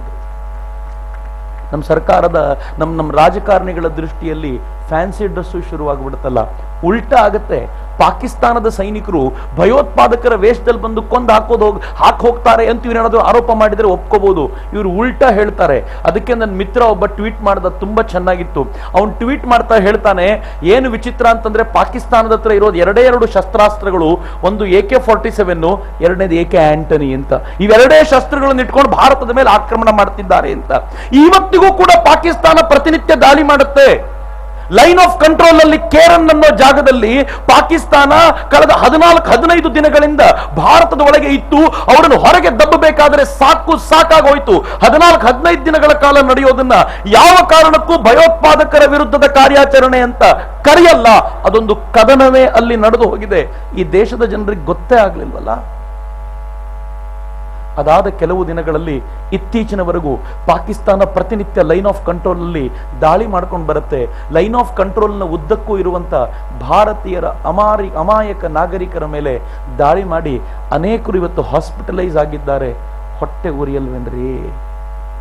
ಚೀನಾದ ಸೇನೆ ಭಾರತದ ಒಳಕ್ಕೆ ಬರುತ್ತೆ. 12 ಕಿಲೋಮೀಟರ್ ಒಳಗೆ ಬಂದಾಗ ಪತ್ರಕರ್ತರು ಅದನ್ನು ಹುಡುಕ್ತಾರೆ, ಫೋಟೋ ಸಮೇತ ಪಬ್ಲಿಷ್ ಆಗುತ್ತೆ. ಆಗ ನಮ್ಮ ಸರ್ಕಾರ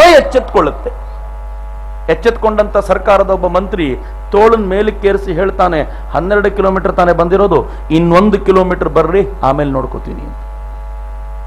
ಚೀನಾದು ಸೈನ್ಯ 16 ಕಿಲೋಮೀಟರ್ ಒಳಗೆ ಬಂತು.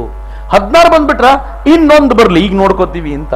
ಆಗೊಬ್ಬ ಇಂಗ್ಲಿಷ್ ಪತ್ರಕರ್ತ ಹೇಳ್ದ, ಎಷ್ಟು ಬರಬೇಕು ಅಂತ ನೀವು ಹೇಳ್ಬಿಡಿ, ನಾವೇ ಕರ್ಕೊಂಡ್ ಬರ್ತೀವಿ, ಆಮೇಲಾದ್ರೂ ಏನಾದ್ರೂ ಕಾರ್ಯಾಚರಣೆ ಮಾಡಿ ಅಂತ. ಏನ್ ದುರ್ದೈವ ರೀ ಈ ದೇಶದ್ದು. ಸ್ವಾಭಿಮಾನಿ ದೇಶ ಅಂತ ಎದೆ ತಟ್ಕೊಂಡು ಹೇಳ್ತೀವಿ, ಆದ್ರೆ ನಾಚಿಕೆ ಪಡುವಂತ ಸ್ಥಿತಿಗೆ ದೇಶವನ್ನು ತಂದು ನಿಲ್ಲಿಸ್ಬಿಟ್ರಲ್ಲ. ನಿಜವಾಗ್ಲೂ ಹೇಳಿ, ಹೊಟ್ಟೆಯಲ್ಲಿ ಬೆಂಕಿ ಬಿದ್ದಂತಾಗಲ್ವೇನ್ರಿ? ಇಷ್ಟಾದ ನಂತರವೂ 128 ಕೋಟಿ ಜನರ ಈ ಒಡೆತನ ಹೊಂದಿರುವಂತ ಈ ಪ್ರಧಾನಮಂತ್ರಿಗಳು, ಈ ದೇಶದ ಈ ಮಂತ್ರಿಗಳೆಲ್ಲ ಚೈನಾಕ್ಕೊಬ್ರು ಹೋದ್ರು, ವಿದೇಶಾಂಗ ಸಚಿವರು ಕೈ ಮುಗಿದು ಬಂದ್ರು. ಚೈನಾದ ಅಧ್ಯಕ್ಷರ ಜೊತೆ ಮಾತನಾಡ್ಲಿಕ್ಕೆ ಬಿಡ್ಲಿಲ್ಲ, ಉಳಿದವ್ರ ಜೊತೆ ಮಾತನಾಡಿದ್ರು. 3 ಫ್ಲಾಗ್ ಮೀಟಿಂಗ್ ಮುರಿದು ಬಿದ್ದಿದೆ. ಫೈನಲ್ ವಾರ್ನಿಂಗ್ ಏನು, ನಾವು ಯುದ್ಧ ಮಾಡ್ತೀವಿ ಅಂತಲ್ಲ. ನೋಡಿ, ಮುಂದಿನ ವಾರ ನಿಮ್ಮ ಅಧ್ಯಕ್ಷರು ನಮ್ಮ ದೇಶಕ್ಕೆ ಬರ್ತಾರೆ, ಅವ್ರು ನಮ್ಮ ದೇಶಕ್ಕೆ ಬಂದಾಗ ಎಲ್ಲರೂ ಕಪ್ಪು ಬಾವುಟ ತೋರಿಸಿದ್ರೆ ಜಗತ್ನಲ್ಲಿ ನಿಮ್ ಬಗ್ಗೆ ಕೆಟ್ಟ ಸಂದೇಶ ಹೋಗುತ್ತೆ, ಹಂಗ ಆಗಬಾರ್ದು ಅಂದ್ರೆ ಸೈನಿಕರನ್ನ ವಾಪಸ್ ಕರ್ಕೊಳ್ಬೇಕು ಅಂತ. ಹಂಗಂದ್ಮೇಲೆ ಅವನು ಹೇಳ್ತಾನೆ, ಹಂಗಿದ್ರೆ ಸರಿ ವಾಪಸ್ ಹೋಗ್ತೀವಿ, ಆದ್ರೆ 14 ಕಿಲೋಮೀಟರ್ ಮಾತ್ರ ವಾಪಸ್ ಹೋಗ್ತೀವಿ, ಉಳಿದ 5 ಕಿಲೋಮೀಟರ್ ನಮ್ದೇ ಅಂತ ಹೇಳಿ 5 ಕಿಲೋಮೀಟರ್ನ ಒಳಗೆ ಹೈವೇ ಮಾಡ್ಕೊಂಡಿದ್ದಾರೆ. ಕಾರಕೋರಂ ಶ್ರೇಣಿಯ ಮೂಲಕ ಚೀನಾದಿಂದ ಪಾಕಿಸ್ತಾನಕ್ಕೆ ಒಂದು ಹೈವೇ ನಿರ್ಮಾಣ ಆಗ್ಬಿಟ್ಟಿದೆ. ಪಾಕಿಸ್ತಾನಕ್ಕೂ ಧಿಮಾಕ್ ಬಂದಿದೆ.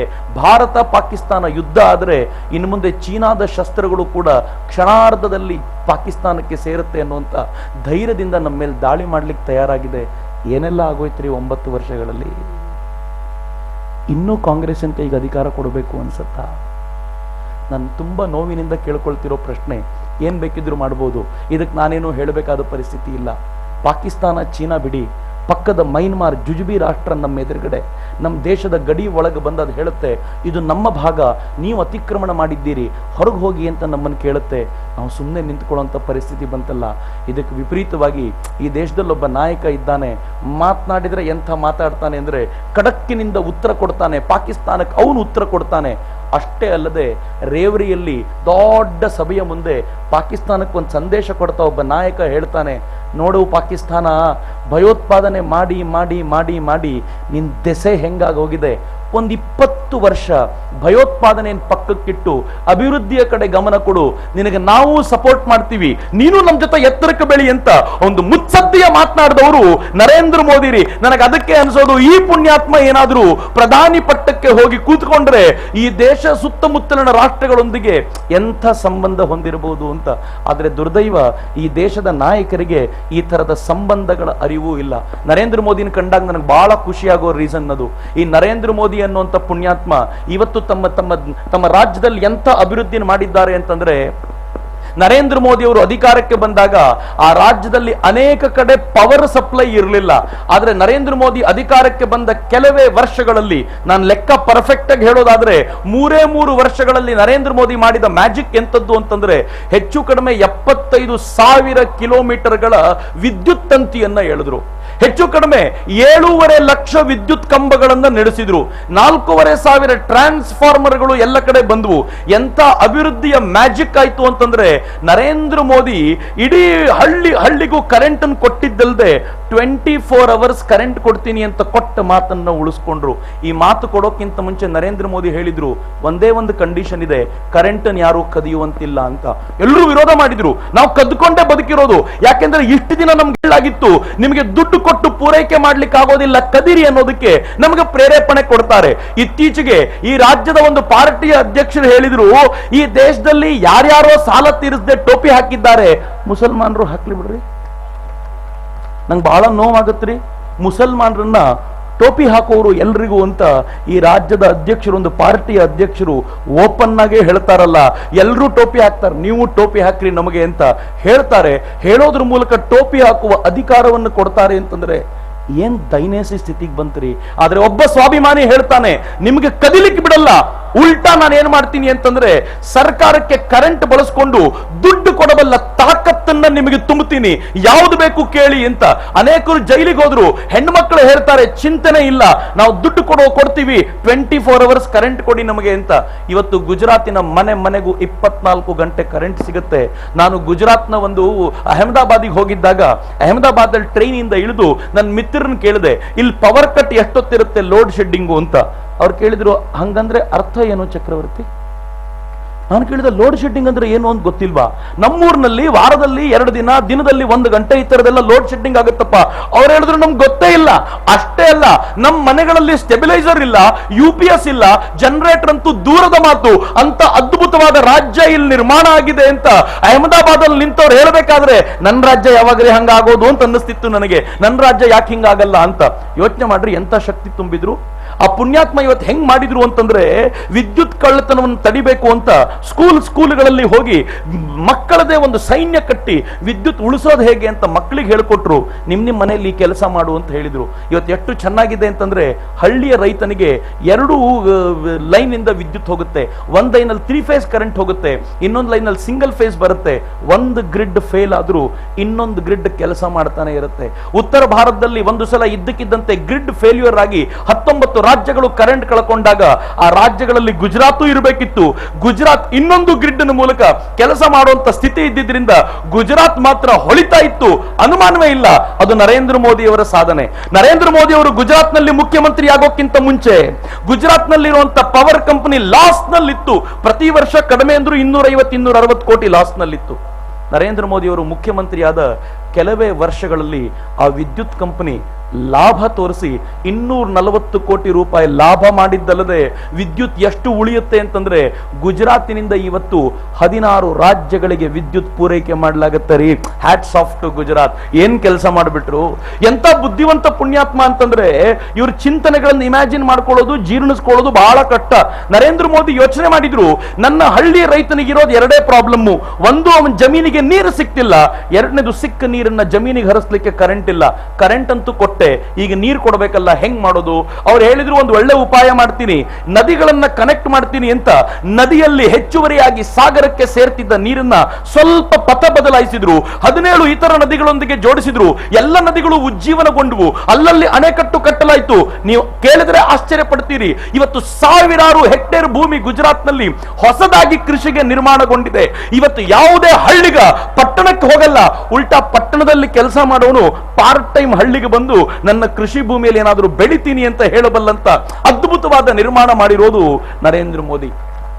ಕಾಲುವೆಗಳನ್ನು ತೋಡ್ಬಿಟ್ರಲ್ಲ, ಅವ್ರಿಗೆ ಯಾರೋ ಹೇಳಿದ್ರು, ಸರ್ ಕಾಲುವೆಯಲ್ಲಿ ನೀರು ಹೋಗಬೇಕಾದ್ರೆ ಈ ಸೂರ್ಯ ತುಂಬಾ ಆವಿ ಮಾಡಿಬಿಡ್ತಾನೆ ಈ ಕಾಲುವೆಗಳ ನೀರನ್ನ, ಇದನ್ನೇನಾದ್ರೂ ಮುಚ್ಚಿದ್ರೆ ನೀರಿನ ಸ್ವಲ್ಪ ದಿನ ಬಾಳಿಕೆ ಬರುತ್ತೆ ಅಂದ್ರು. ನರೇಂದ್ರ ಮೋದಿ ಯೋಚನೆ ಮಾಡಿದ್ರು, ಸುಮ್ಮನೆ ಕಾಲುವೆಗಳನ್ನು ಮುಚ್ಚೋದು ಬೇಡ, ಸೋಲಾರ್ ಪ್ಯಾನೆಲ್ಗಳಿಂದ ಕಾಲುವೆಯನ್ನು ಮುಚ್ಚೋಣ ಅಂತ. ಅವಾಗ ಸೂರ್ಯನ ಈ ಕಿರಣಗಳು ಕರೆಂಟ್ ಅನ್ನು ಉತ್ಪಾದನೆ ಮಾಡ್ತವೆ ಅಂತ ಯೋಚನೆ ಮಾಡಿದ್ರು. ನೀರು ಆವಿಯಾಗೋದು ನಿಲ್ಲುತ್ತೆ, ಕರೆಂಟ್ ಉತ್ಪಾದನೆ ಆಗುತ್ತೆ. ಇಲ್ಲಿವರೆಗೂ ತುಂಬಾ ಚೆನ್ನಾಗಿತ್ತು. ಆದ್ರೆ ನರೇಂದ್ರ ಮೋದಿ ಒಂದ್ ಹೆಜ್ಜೆ ಮುಂದಕ್ಕೆ ಹೋಗಿ ಏನ್ ಮಾಡಿದ್ರು, ಈ ಸೋಲಾರ್ ಪ್ಯಾನೆಲ್ಗಳ ಕೆಳಗೆ ಮೋಟರ್ ಫಿಕ್ಸ್ ಮಾಡಿದ್ರು. ಈ ಮೋಟರ್ ಏನ್ ಮಾಡುತ್ತೆ, ಅಲ್ಲಿ ಕಾಲುವೆಗಳಲ್ಲಿ ನೀರು ಹರಿಬೇಕಾದ್ರೆ ತಾನೂ ತಿರುಗುತ್ತಾ ಇರುತ್ತೆ, ಅದು ಕೂಡ ಪವರ್ ಜನರೇಟ್ ಮಾಡುತ್ತೆ.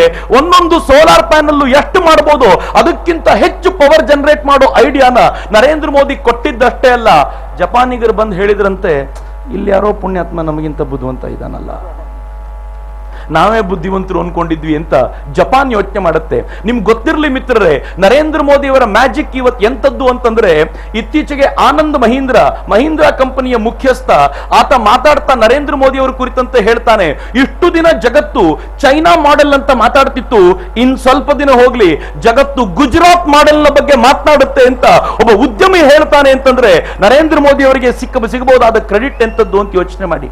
ಇವತ್ತು ಕೃಷಿ ದರ ಹೆಂಗೆ ಬೆಳವಣಿಗೆ ಆಗಿದೆ ಅಂತಂದ್ರೆ, ಇಡೀ ರಾಷ್ಟ್ರದ ಕೃಷಿ ದರ 3.6ರಷ್ಟಿದ್ರೆ, ಅದೇ ವೇಳೆಗೆ ನರೇಂದ್ರ ಮೋದಿ ಅವರ ಗುಜರಾತ್ನ ಕೃಷಿ ದರ 9.5 ದಾಟಿದೆ ಅಂತಂದ್ರೆ ನರೇಂದ್ರ ಮೋದಿ ಅವರ ಸಾಧನೆ ಎಂತದ್ದು ಅಂತ ಯೋಚನೆ ಮಾಡಿ.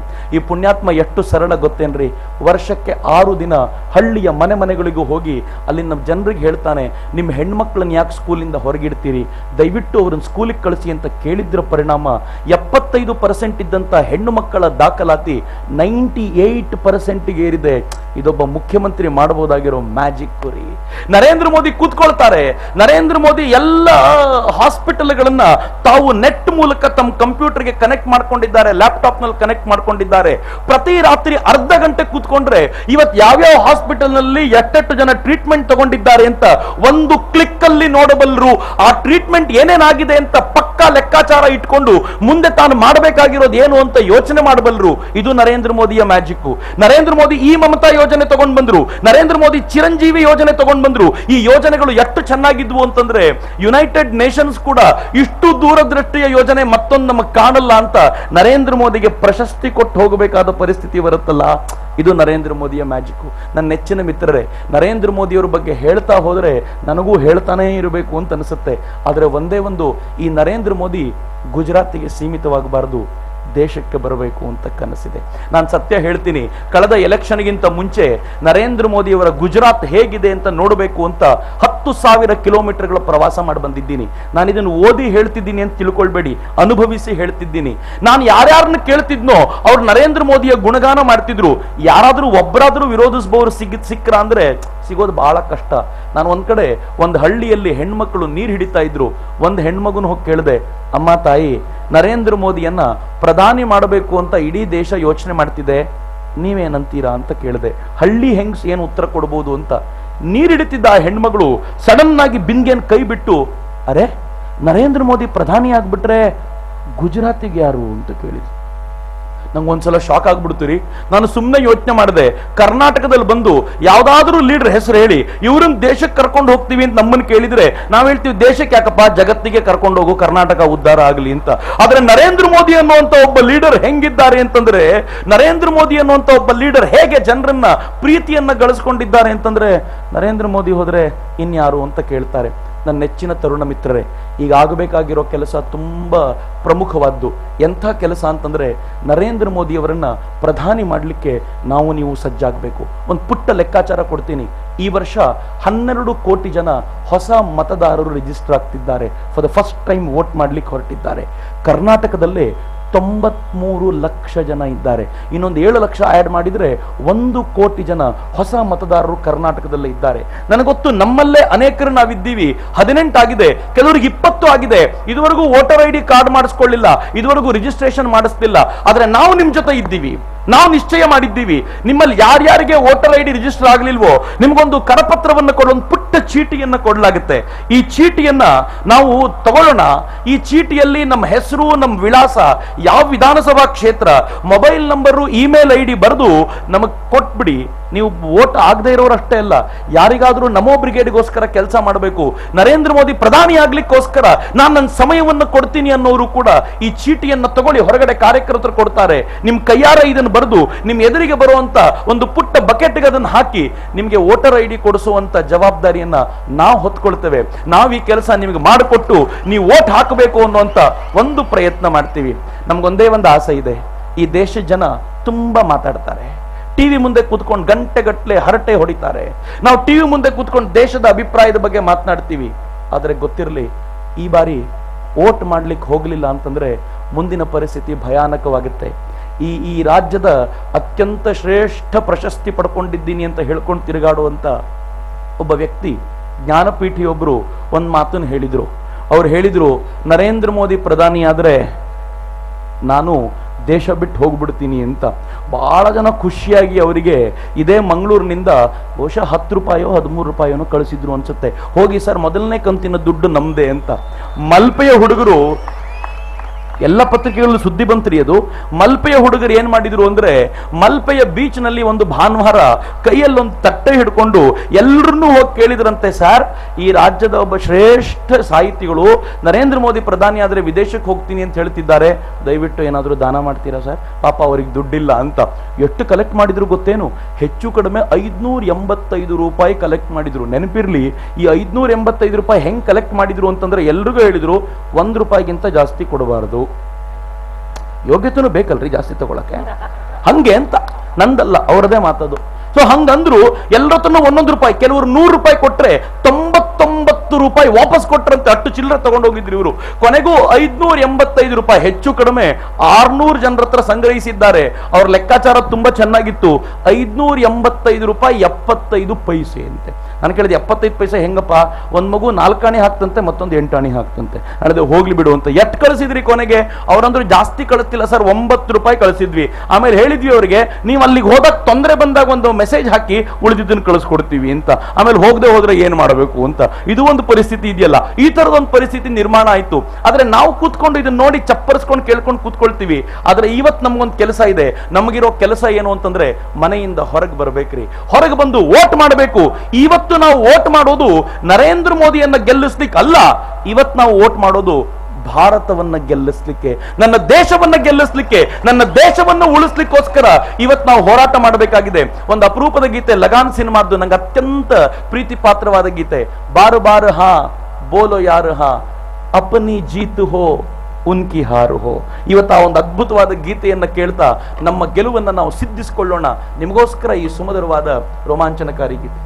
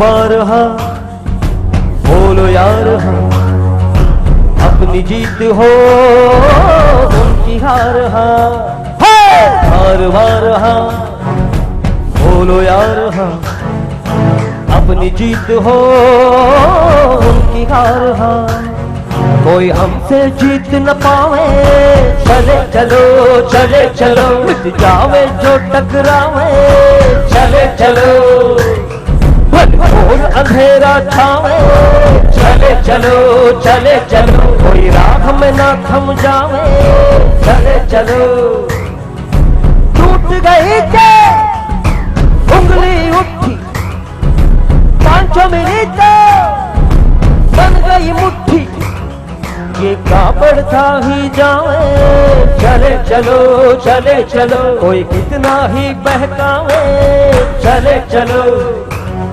कोई हमसे जीत न पावे, चले चलो चले चलो, मिट जावे तो टकरावे, चले चलो।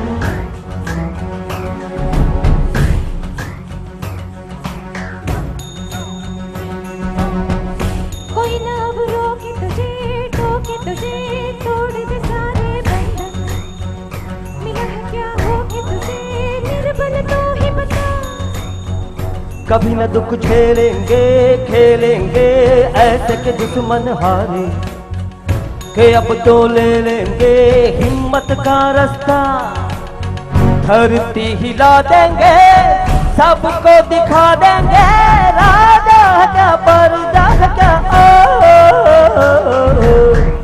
हम जग पे छाएंगे, अब ये बताएंगे हम लोगों का कर्जा क्या, डर नहीं मन में आवे, चले चलो चले चलो, अब खुल जावे, चले चलो, कोई हमसे जीत न पावे, चले चलो चले चलो, मिट जावे जो टकरावे, चले चलो।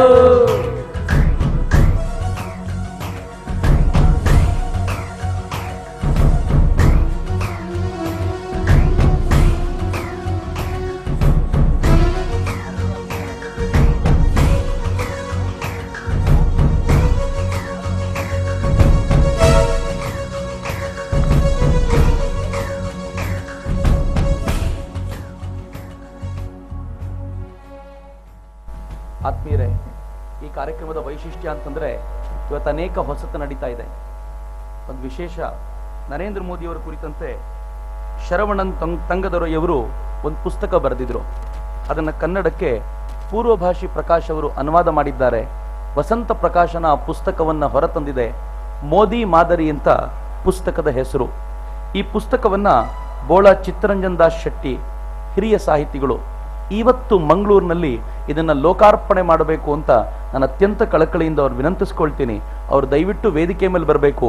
ಈ ಪುಸ್ತಕ ನರೇಂದ್ರ ಮೋದಿಯವರ ಸಾಧನೆಗಳನ್ನ ಎಳೆ ಎಳೆಯಾಗಿ ಬಿಚ್ಚಿಡುತ್ತೆ, ಹೇಗೆ ಮೋದಿ ಮಾಡೆಲ್ ಆಗಬಲ್ಲದು ಅಂತ. ದಯವಿಟ್ಟು ಅವರು ಈ ಪುಸ್ತಕವನ್ನ ಬಿಡುಗಡೆ ಮಾಡಬೇಕು ಅಂತ ಕೇಳ್ಕೊಳ್ತೀನಿ.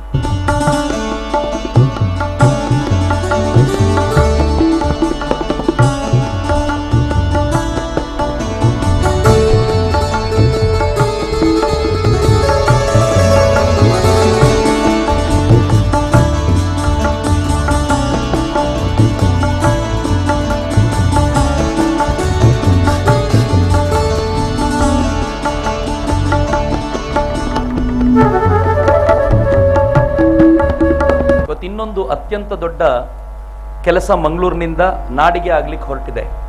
ನರೇಂದ್ರ ಮೋದಿಯವರ ಭಾಷಣ ಕೇಳಬೇಕು ಅಂತ ನನಗೂ ಅನೇಕ ಬಾರಿ ಇಚ್ಛೆ ಶುರುವಾಗ್ಬಿಡತ್ತೆ. ಈ ನರೇಂದ್ರ ಮೋದಿಯವರ ಭಾಷಣ ಕೇಳಲಿಕ್ಕೆ ಏನ್ ಮಾಡಬೇಕು ಅಂತ ಅನಿಸಿದ್ರೆ ಇಂಟರ್ನೆಟ್ ಅಲ್ಲೆಲ್ಲ ಜಾಲಾಡಬೇಕು, ನಮಗೆಲ್ಲ ಪುರ್ಸೊತ್ತಿಲ್ಲ. ನಾವೊಂದು ನಂಬರ್ ಕೊಡ್ಲಿಕ್ಕೆ ಹೊರಟಿದ್ದೀವಿ. ಈ ನಂಬರ್ನ ನೀವು ಮನಸ್ಸಿಗೆ ಬಂದಾಗ ನಂಬರ್ ಡಯಲ್ ಮಾಡಿ. ಆ ನಂಬರ್ ನಿಮ್ಗೆ ಹೇಳುತ್ತೆ ನೀವು ನರೇಂದ್ರ ಮೋದಿಯವರ ಯಾವ ವಿಚಾರದ ಕುರಿತಂತೆ ಕೇಳಬೇಕು ಅಂತ. ನೀವು ಅದನ್ನು ಪ್ರೆಸ್ ಮಾಡಿದ್ರೆ ನರೇಂದ್ರ ಮೋದಿಯವರೇ ಮಾತನಾಡ್ಲಿಕ್ಕೆ ಶುರು ಮಾಡಿಬಿಡ್ತಾರೆ. ಇನ್ನು ಮುಂದೆ ನರೇಂದ್ರ ಮೋದಿಯವರ ಭಾಷಣವನ್ನು ಕೇಳಲಿಕ್ಕೆ ಟಿವಿ ಮುಂದೆನೆ ಕೂತ್ಕೋಬೇಕು ಅಂತಿಲ್ಲ. ಮೊಬೈಲ್ ಫೋನ್ ಹಿಡ್ಕೊಂಡು ಕೂಡ ನರೇಂದ್ರ ಮೋದಿಯವರ ಮಾತುಗಳನ್ನ ಕೇಳಬಹುದು. ನಮೋ ಸುನೋ ಅನ್ನುವಂತ ಒಂದು ಅದ್ಭುತವಾದ ಯೋಜನೆ ಇವತ್ತು ಲೋಕಾರ್ಪಣೆ ಆಗುತ್ತೆ. ಶ್ರೀಯುತ ಎಸ್.ಎಂ. ಹೆಗಡೆಯವರು, BSNL ನ ನಿವೃತ್ತ ಅಧಿಕಾರಿಯವರು, ಅವರು ದಯವಿಟ್ಟು ವೇದಿಕೆಗೆ ಬರಬೇಕು.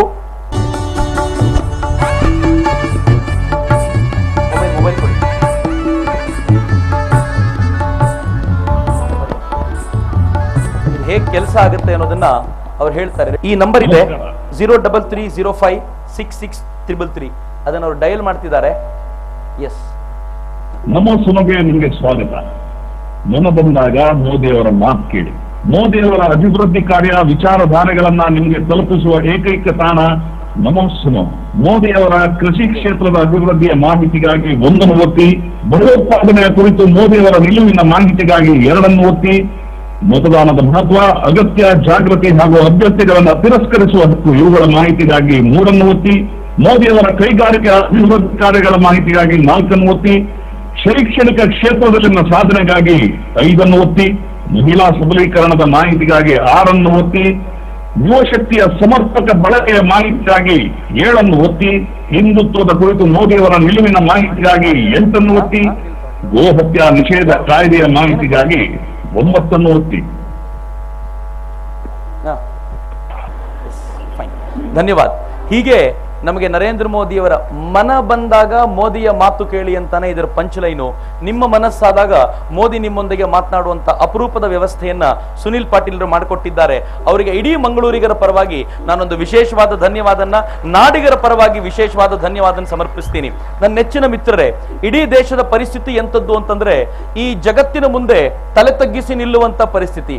ಈ ದೇಶದ ಪ್ರಧಾನಮಂತ್ರಿ ಮನಮೋಹನ್ ಸಿಂಗ್ರು ಇವತ್ತಿಗೂ ಜಗತ್ತಿನ ವೇದಿಕೆ ಮೇಲೆ ಭಾಷಣಕ್ಕೆ ಹೋದ್ರೆ ಅವರು ಭಾಷಣ ಮಾಡೋದನ್ನ ನೋಡಬೇಕು, ಸುಮ್ಮನೆ ಕೂತ್ಕೊಂಡು ಓದಿ ಬಿಡ್ತಾರೆ ಅಥವಾ ತಮಗೆ ಯಾರಿಗೂ ಸಂಬಂಧವೇ ಇಲ್ಲದಂತ ಇರ್ತಾರೆ.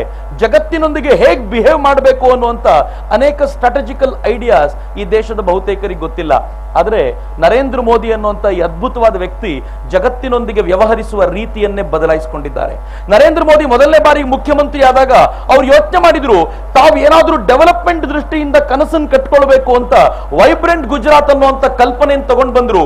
ವೈಬ್ರೆಂಟ್ ಗುಜರಾತ್ ನಿಂದ ಜಗತ್ತಿನ ಕೆಲವರನ್ನ ಗುಜರಾತಿಗೆ ಎಳ್ಕೊಂಡು ಬರ್ಲಿಕ್ಕೆ ಸಾಧ್ಯ ಆಯ್ತು. ಅಮೆರಿಕ ಒಪ್ಪಿರ್ಲಿಲ್ಲ. ಅಮೆರಿಕಾನ ಒಪ್ಪಿಸಬೇಕು ಅಂತಂದ್ರೆ, ಅಮೆರಿಕಾನು ಬಗ್ಗಿಸಬೇಕು ಅಂತಂದ್ರೆ ತಾನು ವೀಕ್ ಆಗಿದ್ದಲ್ಲ ಸ್ಟ್ರಾಂಗ್ ಆಗಿರ್ಬೇಕು ಅಂತ ಅವ್ರಿಗೆ ಅನ್ನಿಸ್ತು. ಅಮೆರಿಕಾದ ಎದುರಿಗೆ ಸ್ಟ್ರಾಂಗ್ ಆಗಬೇಕು ಅಂದ್ರೆ ಏನ್ ಮಾಡಬೇಕು? ಬಹಳ ಸಿಂಪಲ್ ಐಡಿಯಾ. ಅಮೆರಿಕಾದ ಶತ್ರು ಚೀನಾದೊಂದಿಗೆ ಸಂಬಂಧ ಗಟ್ಟಿ ಮಾಡ್ಕೋಬೇಕು ಅಂತ. Very simple idea. ಆದ್ರೆ ಚೀನಾದ ಎದುರಿಗೆ ಹೋದ್ರೆ ಹೆಂಗಿರುತ್ತೆ? ನಾನು ಅತ್ಯಂತ ವೀಕ್ ಆಗಿ ಹೋದ್ರೆ ಉಪಯೋಗ ಇಲ್ಲ ಅಂತ ನರೇಂದ್ರ ಮೋದಿ ಯೋಚನೆ ಮಾಡಿದ್ರು. ಚೀನಾಕ್ಕೆ ಬದ್ಧ ವೈರಿ ಜಪಾನ್ನೊಂದಿಗೆ ಫ್ರೆಂಡ್ಶಿಪ್ ಬರೆಸ್ಕೊಂಡ್ರೆ ಚೀನಾ ನನ್ನಿಂದ ಓಡ್ ಬರುತ್ತೆ ಅಂತ ಪುಣ್ಯಾತ್ಮ ಏನ್ ಮಾಡಿದ್ರು ಗೊತ್ತೇನು? ಜಪಾನಿಗೆ ಹೋದ್ರು. ಜಪಾನಿಗೆ ಹೋಗಿ ಹೇಳಿದ್ರು ನಮಗೊಂದು ದೊಡ್ಡ ಯೋಜನೆ ಇದೆ ರೀ, ಒಂದು ದೊಲೆರಾ ಸಿಟಿ ಪ್ಲಾನ್ ಮಾಡಬೇಕು ಅಂತ ಯೋಚನೆ ಮಾಡ್ತಾ ಇದ್ದೀವಿ.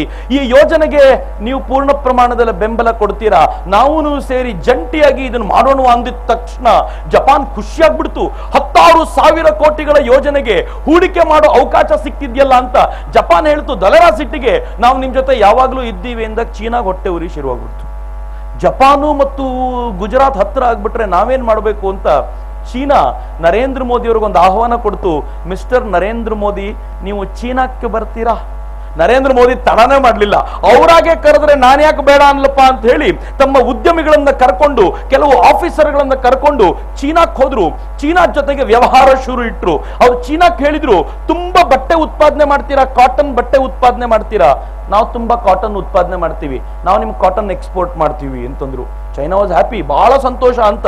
ಇವತ್ತು ಇವರ ದೂರದೃಷ್ಟಿಯ ಪರಿಣಾಮದಿಂದಾಗಿ ಇಡೀ ದೇಶದಲ್ಲಿ ಉತ್ಪಾದನೆಯಾಗುವ 30-35% ಕಾಟನ್ ಅನ್ನ ಯಾರಾದ್ರೂ ಚೀನಾಕ್ಕೆ ಎಕ್ಸ್ಪೋರ್ಟ್ ಮಾಡ್ತಾರೆ ಅಂದ್ರೆ ಗುಜರಾತ್ ಅನ್ನೋ ಒಂದೇ ಒಂದು ರಾಜ್ಯ ಎಕ್ಸ್ಪೋರ್ಟ್ ಮಾಡುತ್ತೆ ಅನ್ನೋದು ಮೋದಿಯ ಹೆಗ್ಗಳಿಕೆ. ಎಂತ ಪುಣ್ಯಾತ್ಮ ಅಂತಂದ್ರೆ ಅವ್ರ ಜೊತೆ ಮಾತುಕತೆ ಹೆಂಗಿತ್ತು ಇವರದ್ದು ಅಂತಂದ್ರೆ, ಮೋದಿ ಅಂದ್ರೆ ಒಬ್ಬ ಅಸಾಮಾನ್ಯ ವ್ಯಕ್ತಿ ಅಂತ ಅವ್ರಿಗೆ ಅರ್ಥ ಆಯ್ತು. ಚೀನಾ ಹೇಳ್ತು ಈ ಮೋದಿಯನ್ನ ಹೇಗೆ ಚೀನಾದ ಒಬ್ಬ ಶ್ರೇಷ್ಠ ವ್ಯಕ್ತಿಗೆ ಗೌರವ ಕೊಡಬೇಕೋ ಅಷ್ಟು ಶ್ರೇಷ್ಠ ಗೌರವವನ್ನ ಮೋದಿಗೆ ಚೀನಾದಲ್ಲಿ ತೋರಿಸಲಾಯಿತು ಅಂತ ಅವ್ರ ಬಗ್ಗೆ ಉಲ್ಲೇಖ ಮಾಡಲಾಗುತ್ತೆ. ಮೋದಿ ಮಾತನಾಡ್ತಾ ಹೇಳಿದ್ರು, ನೀವೇನು ಮೆಹರ್ಬಾನಿ ಮಾಡೋದು ಬೇಡ, ನಮ್ಮ ನಾವ್ ಎಕ್ಸ್ಪೋರ್ಟ್ ಮಾಡ್ಕೊಂಡು, ಆದ್ರೆ ಒಂದೇ ಒಂದು ಕೆಲಸ ನಿಮ್ ಜೊತೆ ಹಂಚ್ಕೊಳ್ಬೇಕು ಅಂತಿದ್ದೀವಿ. ನಿಮ್ಮ ದೇಶದ ಕೆಲವು ಇನ್ವೆಸ್ಟರ್ಗಳನ್ನ ನನ್ನ ರಾಜ್ಯಕ್ಕೆ ಕಳಿಸ್ಕೊಡಿ, ನಾನು ಅವರಿಗೆ ವ್ಯವಸ್ಥೆ ಮಾಡ್ಕೊಡ್ತೀನಿ ಅಂತ ಹೇಳಿದ್ರು. ಚೀನಾ ಬಹಳ ಖುಷಿಯಾಗಿ ಹೇಳ್ತು, ಮೋದಿಯವರೇ ನಾವು ನಮ್ಮ ಚೀನಾದ ಒಂದು ಯೂನಿವರ್ಸಿಟಿಯಲ್ಲಿ, ದಯಮಾಡಿ ಕೇಳಬೇಕು, ನನ್ನ ಚೀನಾದ ಒಂದು ಯೂನಿವರ್ಸಿಟಿಯಲ್ಲಿ ಗುಜರಾತಿ ಭಾಷೆ ಕಲಿಸ್ಕೊಡುವಂತ ಒಂದು ವಿಂಗ್ ಓಪನ್ ಮಾಡ್ತೀವಿ ಅಂತ ಚೀನಾ ಮೋದಿ ಅವ್ರ ಜೊತೆ ಮಾತು ಕೊಡ್ತು. ಮೋದಿ ಕೂಡಲೇ ಹೇಳಿದ್ರು, ನೀವೇನ್ ಮೆಹರ್ಬಾನಿ ಮಾಡೋ ಅಗತ್ಯ ಇಲ್ಲ, ನಮ್ಮ ಗುಜರಾತಿನ ಒಂದು ಯೂನಿವರ್ಸಿಟಿಯಲ್ಲಿ ಚೀನಿ ಭಾಷೆ ಕಲಿಸ್ಕೊಡ್ತೀವಿ ನಾವು ಅಂತ. ಇದು ಮೋದಿಯ ಕೆಪಾಸಿಟಿ. ಇಷ್ಟೆಲ್ಲ ಆದ ನಂತರ ಮೋದಿ ಹೊರಡೋಕ್ಕಿಂತ ಮುಂಚೆ ಈಗ ಬರಾಬರಿ ಬಂದಿತ್ತಲ್ಲ, ಮೋದಿ ಅಂದ್ರೆ ಏನು ಅಂತ ಚೀನಾಕ್ಕೂ ಗೊತ್ತಾಗಿತ್ತು. ಈಗ ಮೋದಿ ಕೇಳ್ತಾರೆ, ನೀವು ಚೀನಿಯನ್ನರು ಭಾರತದ ಮ್ಯಾಪ್ ಅನ್ನು ಪ್ರೆಸೆಂಟ್ ಮಾಡಬೇಕಾದಾಗಲೆಲ್ಲ ಅರುಣಾಚಲವನ್ನ ಬಿಟ್ಟು ಪ್ರೆಸೆಂಟ್ ಮಾಡ್ತೀರಿ, ನಮಗೆ ಸುತಾರಾಮ್ ಇಷ್ಟ ಇಲ್ಲ, ಇದನ್ನ ಒಪ್ಕೊಳ್ಳಿಕ್ ಸಾಧ್ಯ ಇಲ್ಲ ಅಂತ ಈ ದೇಶದ ವಿಚಾರವನ್ನ ಖಡಕ್ಕಾಗಿ ಚೀನಾ ಮುಂದೆ ಮಂಡಿಸಿದ್ರೆ, ಚೀನಿಯರು ಹೇಳಿದ್ರಂತೆ ಇನ್ ಸ್ವಲ್ಪ ದಿನ ಹೋಗ್ಲಿ ಎಲ್ಲ ಸರಿ ಹೋಗುತ್ತೆ ಅಂತ.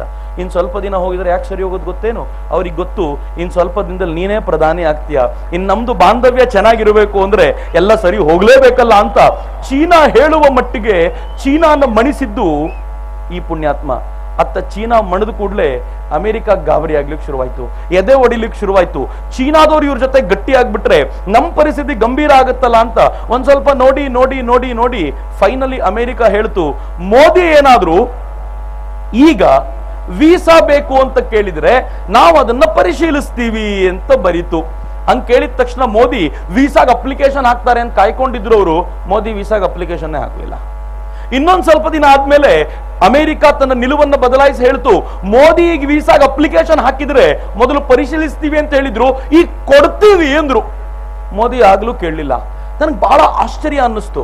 ಮೋದಿಯ ಹತ್ತಿರದ ಒಬ್ಬರಿಗೆ ನಾನು ಫೋನ್ ಮಾಡಿ ಕೇಳಿದೆ, ಮೋದಿ ಯಾಕ್ರಿ ಇನ್ನೂ ಅಪ್ಲೈ ಮಾಡ್ತಿಲ್ಲ, ತಗೊಳ್ಬೋದಿತ್ತಲ್ಲ ವೀಸಾ ಅಂದ್ರೆ. ಅವ್ರಂದ್ರು, ಸರ್ ಮೋದಿ ಅವ್ರಿಗೆ ಚೆನ್ನಾಗಿ ಗೊತ್ತು ಪ್ರಧಾನಮಂತ್ರಿ ಆದ್ರೆ ಅಮೆರಿಕಕ್ಕೆ ಹೋಗ್ಲಿಕ್ಕೆ ವೀಸಾ ಬೇಕಾಗಿಲ್ಲ ಅಂತ, ಅದಕ್ಕೆ ಸುಮ್ಮನೆ ಇದ್ದಾರೆ ಸರ್, ಯಾಕೆ ಬೇಡಬೇಕು ಅಂತ ಪಕ್ಕ ಗೊತ್ತ್ರಿ ಅವ್ರಿಗೆ. ಇವ್ರ ಪರಿಣಾಮ ಹೆಂಗಾಯ್ತು ಅಂತಂದ್ರೆ, ಆ ಪುಣ್ಯಾತ್ಮ ಈ ತರ ಬೆಳಿತಿರೋದು ಗೊತ್ತಾಗಿ ಮುಂದೆ ಆ ಪುಣ್ಯಾತ್ಮ ಇಡೀ ದೇಶವನ್ನ ತೆಕ್ಕೆಗೆ ತಗೊಂಡ್ರೆ ಭಾರತದೊಂದಿಗೆ ಗನಿಷ್ಠ ಸಂಬಂಧ ಬೇಕು ಅಂದ್ರೆ ಈಗಲೇ ಮೋದಿಯೊಂದಿಗೆ ಸಂಬಂಧ ಬೆಳೆಸ್ಕೊಳ್ಬೇಕು ಅಂತ UK ಮೋದಿ ಅವರನ್ನ ಪ್ರೀತಿಯಿಂದ ಆಹ್ವಾನ ಮಾಡ್ಲಿಕ್ಕೆ ವೀಸಾ ಕೊಟ್ಬಿಡ್ತು. ಆ ಸಂದರ್ಭದಲ್ಲಿ ಈ ದೇಶದ ಒಂದು ಪತ್ರಕರ್ತೆ ನಿಧಿ ರಾಜ್ದಾನ್ ಆ MP ಫೋನ್ ಮಾಡ್ತಾ ಕೇಳ್ತಾಳೆ, ನಿಮ್ಗೇನ್ರಿ ಮೋದಿ 2002ರಲ್ಲಿ ಎಂತ ನರಹತ್ಯೆ ಮಾಡಿದ್ರು ಈಗಲೂ ನೀವು ಮೋದಿ ಕೊಡ್ತೀರಾ ಅಂತ ಕೇಳಿದ್ರೆ ಅವ್ರು ಕೇಳಿದ್ರು, ನಿಮ್ಗೇನಾಗಿದೆ ರೀ, ನಿಮ್ ದೇಶದ ಸುಪ್ರೀಂ ಕೋರ್ಟೇ ಮೋದಿದೇನ್ ತಪ್ಪಿಲ್ಲ ಅಂತ ಹೇಳಿದೆ, ನಿಮ್ ದೇಶದ ಹೈಯೆಸ್ಟ್ ಅಥಾರಿಟಿನೇ ನೀವು ಒಪ್ಕೊಳ್ಳಲ್ಲ ಅಂತಂದ್ರೆ ನಿಮ್ ಜೊತೆ ಮಾತನಾಡಿ ವ್ಯರ್ಥ ಅಂತ UK MP ಹೇಳ್ತಾರೆ ಅಂತಂದ್ರೆ ಮೋದಿಗೆ ಸಿಗ್ಬೋದಾದ ಗೌರವ ಎಂತದ್ದು ಅಂತ ಯೋಚನೆ ಮಾಡಿ. ಸತ್ಯ ಹೇಳ್ತೀನಿ ಮಿತ್ರರೇ, ನಾನಂತೂ ಹುಚ್ಚರಂತೆ ಕಾಯ್ತಾ ಇದ್ದೀನಿ. ಆದ್ರೆ ಇದೇ ದೌರ್ಭಾಗ್ಯ, ಈ ದೇಶದ ಕೋಟ್ಯಂತರ ಜನ ಮೊನ್ನೆ ತಾನೇ ಶಿವಮೊಗ್ಗಕ್ಕೆ ನಮೋ ಬ್ರಿಗೇಡ್ನ ಹುಡುಗರು ಹಳ್ಳಿಗೆ ಹೋಗಿದ್ದಾಗ ಹಳ್ಳಿಯ ತಾಯಿನೊಬ್ಬನ ಮಾತನಾಡಿಸ್ತಾ ಒಂದು ಕರಪತ್ರವನ್ನು ಕೈಗಿಟ್ಟು, ಅಮ್ಮ ದೇಶದ ಪರಿಸ್ಥಿತಿ ತುಂಬಾ ಹಾಳಾಗಿ ಹೋಗಿದೆ, ಇದರ ವಿಡಿಯೋ ಇದೆ ನಮ್ಮ ಹತ್ರ, ಯಾರಾದ್ರೂ ಕೇಳಿದ್ರೆ ತೋರಿಸಬಲ್ಲೆ ನಾನು, ಅದನ್ನ ತೋರಿಸಿ ಆ ಹೆಣ್ಮಗಳಿಗೆ ಹೇಳಿದ್ರೆ ಈ ತರದ ಪರಿಸ್ಥಿತಿ ಇದೆ, ಮೋದಿಗೆ ನೀವು ಓಟ್ ಹಾಕ್ಬೇಕಲ್ಲ ಅಂದ್ರೆ, ಏನಪ್ಪಾ ನನಗ್ ಗೊತ್ತಿಲ್ಲ ಅನ್ಕೊಂಡಿದ್ಯೇನು, ಮೋದಿಗೆ ಓಟ್ ಹಾಕಬೇಕು ಅನ್ನೋದು ಆ ಹೆಣ್ಣುಮಗಳು ಮಾತಿದು,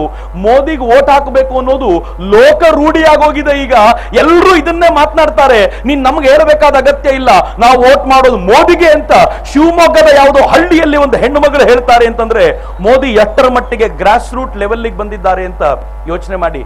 ಮೋದಿ ಗ್ರಾಸ್ ರೂಟ್ ಲೆವೆಲ್ಗೂ ಬಂದಿದ್ದಾರೆ, ಜಗತ್ತಿನ ಎತ್ತರಕ್ಕೂ ಏರು ನಿಂತಿದ್ದಾರೆ. ಇವತ್ತು ಭಾರತದ ತಿರಂಗಾನ ಜಗತ್ತಿನ ಎತ್ತರಕ್ಕೆ ಹಾರಿಸಬಲ್ಲ ಸಾಮರ್ಥ್ಯ ಇರೋ ನಾಯಕ ನಮ್ಮ ಕಣ್ಣು ಮುಂದೆ ಕಾಣ್ತಿರೋ ಯಾರಾದ್ರೂ ಇದ್ರೆ ನರೇಂದ್ರ ಮೋದಿ ಅನ್ನೋ ನಾಯಕ. ನನ್ನ ನೆಚ್ಚಿನ ಮಿತ್ರರೇ, ಈ ನಾಯಕನನ್ನ ನಾವು ಪ್ರಧಾನಿಯಾಗಿ ಕಾಣಬೇಕು. ಈ ನಾಯಕ ಜಗತ್ತಿನೆದುರಿಗೆ ಭಾರತವನ್ನ ಜಗದ್ಗುರು ಮಾಡಿ ನಿಲ್ಲಬೇಕು ಅನ್ನೋ ಕನಸನ್ನು ಹೊತ್ತಿ ಈ ಕಾರ್ಯಕ್ರಮಕ್ಕೋಸ್ಕರ ಬಂದಿದ್ದೀವಿ. ಒಂದು ಅಪರೂಪದ ಗೀತೆ ಕೇಳೋಣ. ಸುನೋ ಗೌರ್ ಸೆ ದುನಿಯಾ ವಾಲೋ, ಬುರಿ ನಜರ್ ನ ಹಂಪೆ ಡಾಲೋ, ಚಾಹೆ ಕಿतना जोर लगा लो, सबसे आगे होंगे होंगे।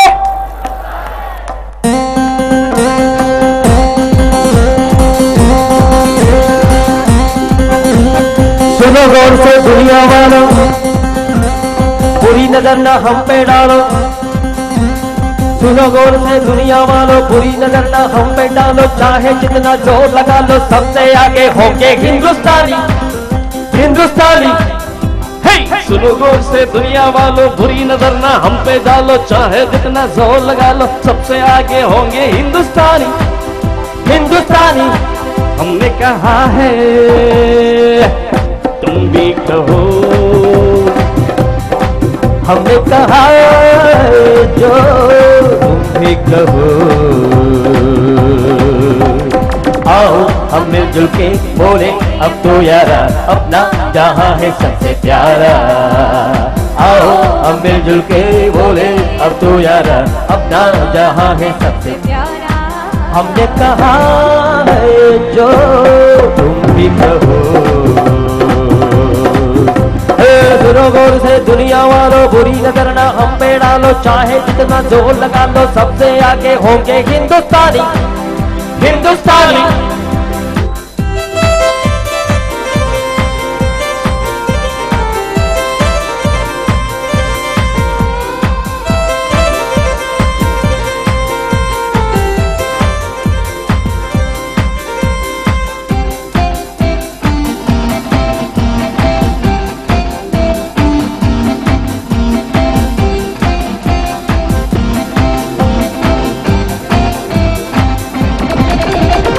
चलते शरारे हैं, पानी के धारे हैं, हम काट कटते नहीं।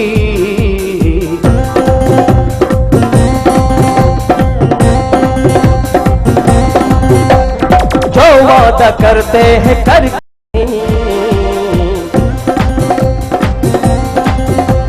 वक्त है, उम्र है, जोश है और जान है। ना झुके ना मिटे, देश तो अपनी शान है। वक्त है, उम्र है, जोश है और जान है। ना झुके ना मिटे, देश तो अपनी शान है। हमने कहा है जो तुम भी कहो।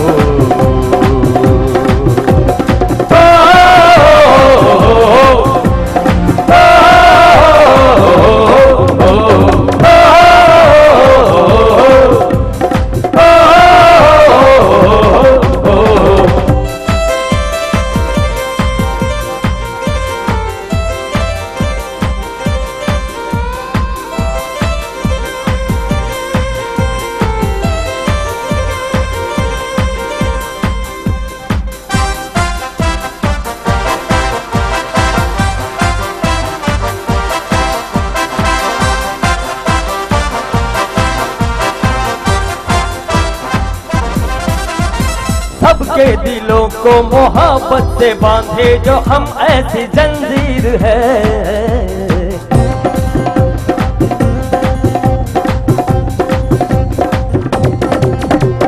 ऊंची उड़ाने हैं, ऊंचे इरादे हैं, हम कल की तस्वीर है। जो हमें प्यार दे, हम उसे याद प्यार दे। दोस्ती के लिए जिंदगी अपनी वार है। जो हमें प्यार दे, हम उसे यार प्यार दे।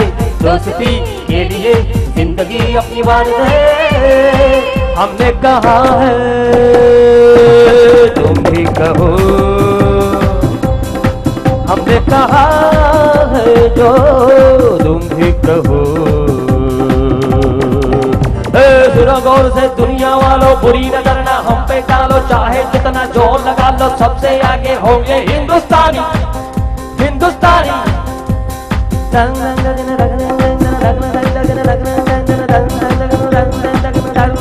हो गए हिंदुस्तानी, हिंदुस्तानी।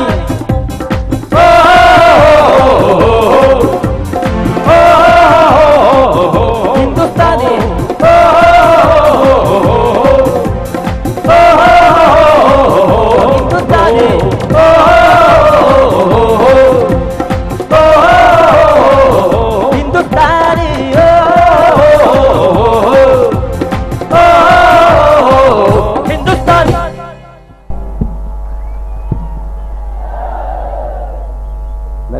ಅವ್ರನ್ನ ಕೇಳಿದಾಗ ನರೇಂದ್ರ ಮೋದಿ ಅವರು ಹೇಳಿದ್ರು, ನಾನು ಹಿಂದೂನೂ ಹೌದು ನ್ಯಾಷನಲಿಸ್ಟ್ ಹೌದು ಅಂತ.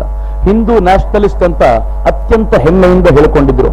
ಈ ದೇಶದಲ್ಲಿ ಅನೇಕರಿದ್ದಾರೆ ಬೂಟಾಟಿಕೆ ಮಾಡ್ಕೊಂಡು ತಿರುಗಾಡ್ತಾರೆ. ಅವ್ರು ಬೂಟಾಟಿಕೆ ಎಷ್ಟರ ಮಟ್ಟಿಗೆ ಮಾಡ್ತಾರೆ ಅಂತಂದ್ರೆ ಅದು ಎಲ್ರಿಗೂ ಅರ್ಥ ಆಗೋ ಮಟ್ಟಿಗೆ ಬಂದಿದೆ. ನಮ್ದು ಒಂದು ಸರ್ಕಾರ ಇದೆ ಇವತ್ತು, ಕರ್ನಾಟಕದ ಸರ್ಕಾರ. ಎಷ್ಟರ ಮಟ್ಟಿಗೆ ಅಂತಂದ್ರೆ ಮುಸ್ಲಿಂ ಹೆಣ್ಮಕ್ಳು ಮದುವೆ ಆಗ್ಬೇಕಾದ್ರೆ 50,000 ರೂಪಾಯಿನ ಪಾತ್ರೆ ಪಗಡ ತಗೊಳ್ಳಿಕ್ಕೆ ಕೊಡ್ತೀವಿ ಅಂತ ಹೇಳಿದ್ರು. ನನ್ನ ಕೆಲವು ಮುಸ್ಲಿಂ ಮಿತ್ರರು ಬಂದು ಇದ್ರ ಬಗ್ಗೆ ನೀವೇನ್ ಅಭಿಪ್ರಾಯ ಅಂತ ಕೇಳಿದ್ರು. ನಾನಂದೆ, ನಿಮ್ಗಾದ್ರೂ ಖುಷಿ ಆಗತ್ತಾ ಇದರಿಂದ?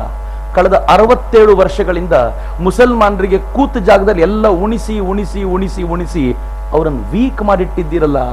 ಎರಡನೇ ಕಡೆ ಅವ್ರ ಎದುರಿಗಿರೋ ಉಳಿದವರಿಗೆಲ್ಲ ಕಣ್ಣು ಕೆಂಪಾಗುವಂತೆ ಮಾಡಿ ಇವರು ಸದಾಕಾಲ ಕಿತ್ತಾಡುವಂತೆ ಮಾಡಿದ್ದೀರಲ್ಲ. ಸಿಂಪಲ್ ರೀ, ಒಂದು ತಾಯಿಗೆ 2 ಮಕ್ಕಳಂತ ಇಟ್ಕೊಳ್ಳಿ, ಕಿರಿ ಮಗನ ಮೇಲೆ ನನ್ಗೆ ತುಂಬಾ ಇಷ್ಟ ಅಂತ ಪದೇ ಪದೇ ಕಿರಿ ಮಗನಿಗೆ ತಿನ್ನಿಸಿ ತಿನ್ನಿಸಿ ತಿನ್ನಿಸಿ ತಿನ್ನಿಸಿ ಹಿರಿ ಮಗನಿಗೆ ಏನೂ ಕೊಡದಂತೆ ಅವನನ್ನ ಒಣಗಿಸ್ತಾ ಹೋದ್ರೆ ಹಿರಿ ಮಗ ಅಂತೂ ಅವನ ಮೇಲೆ ಕೋಪಿಸ್ಕೊಂಡು ಕೂತಿರ್ತಾನೆ. ಎರಡನೇದು, ಕಿರಿ ಮಗ ನಮ್ಮ ಬೆಂಗಳೂರಿನ ಭಾಷೆಯಲ್ಲಿ ದದ್ದಿಮ ಅಂತ ಕರೀತಾರೆ. ಏನೂ ಕೆಲಸ ಮಾಡ್ಲಿಕ್ಕಾಗದೆ ಊದ್ಕೊಂಡು ಕೂತಿರ್ತಾನೆ, ಏನಕ್ಕೂ ಲಾಯಕ್ಕಿಲ್ಲ. ಕಿರಿಮಗನೂ ಒಂದ್ಮೇಲೆ ಕೋಪಿಸ್ಕೊಳ್ತಾನೆ.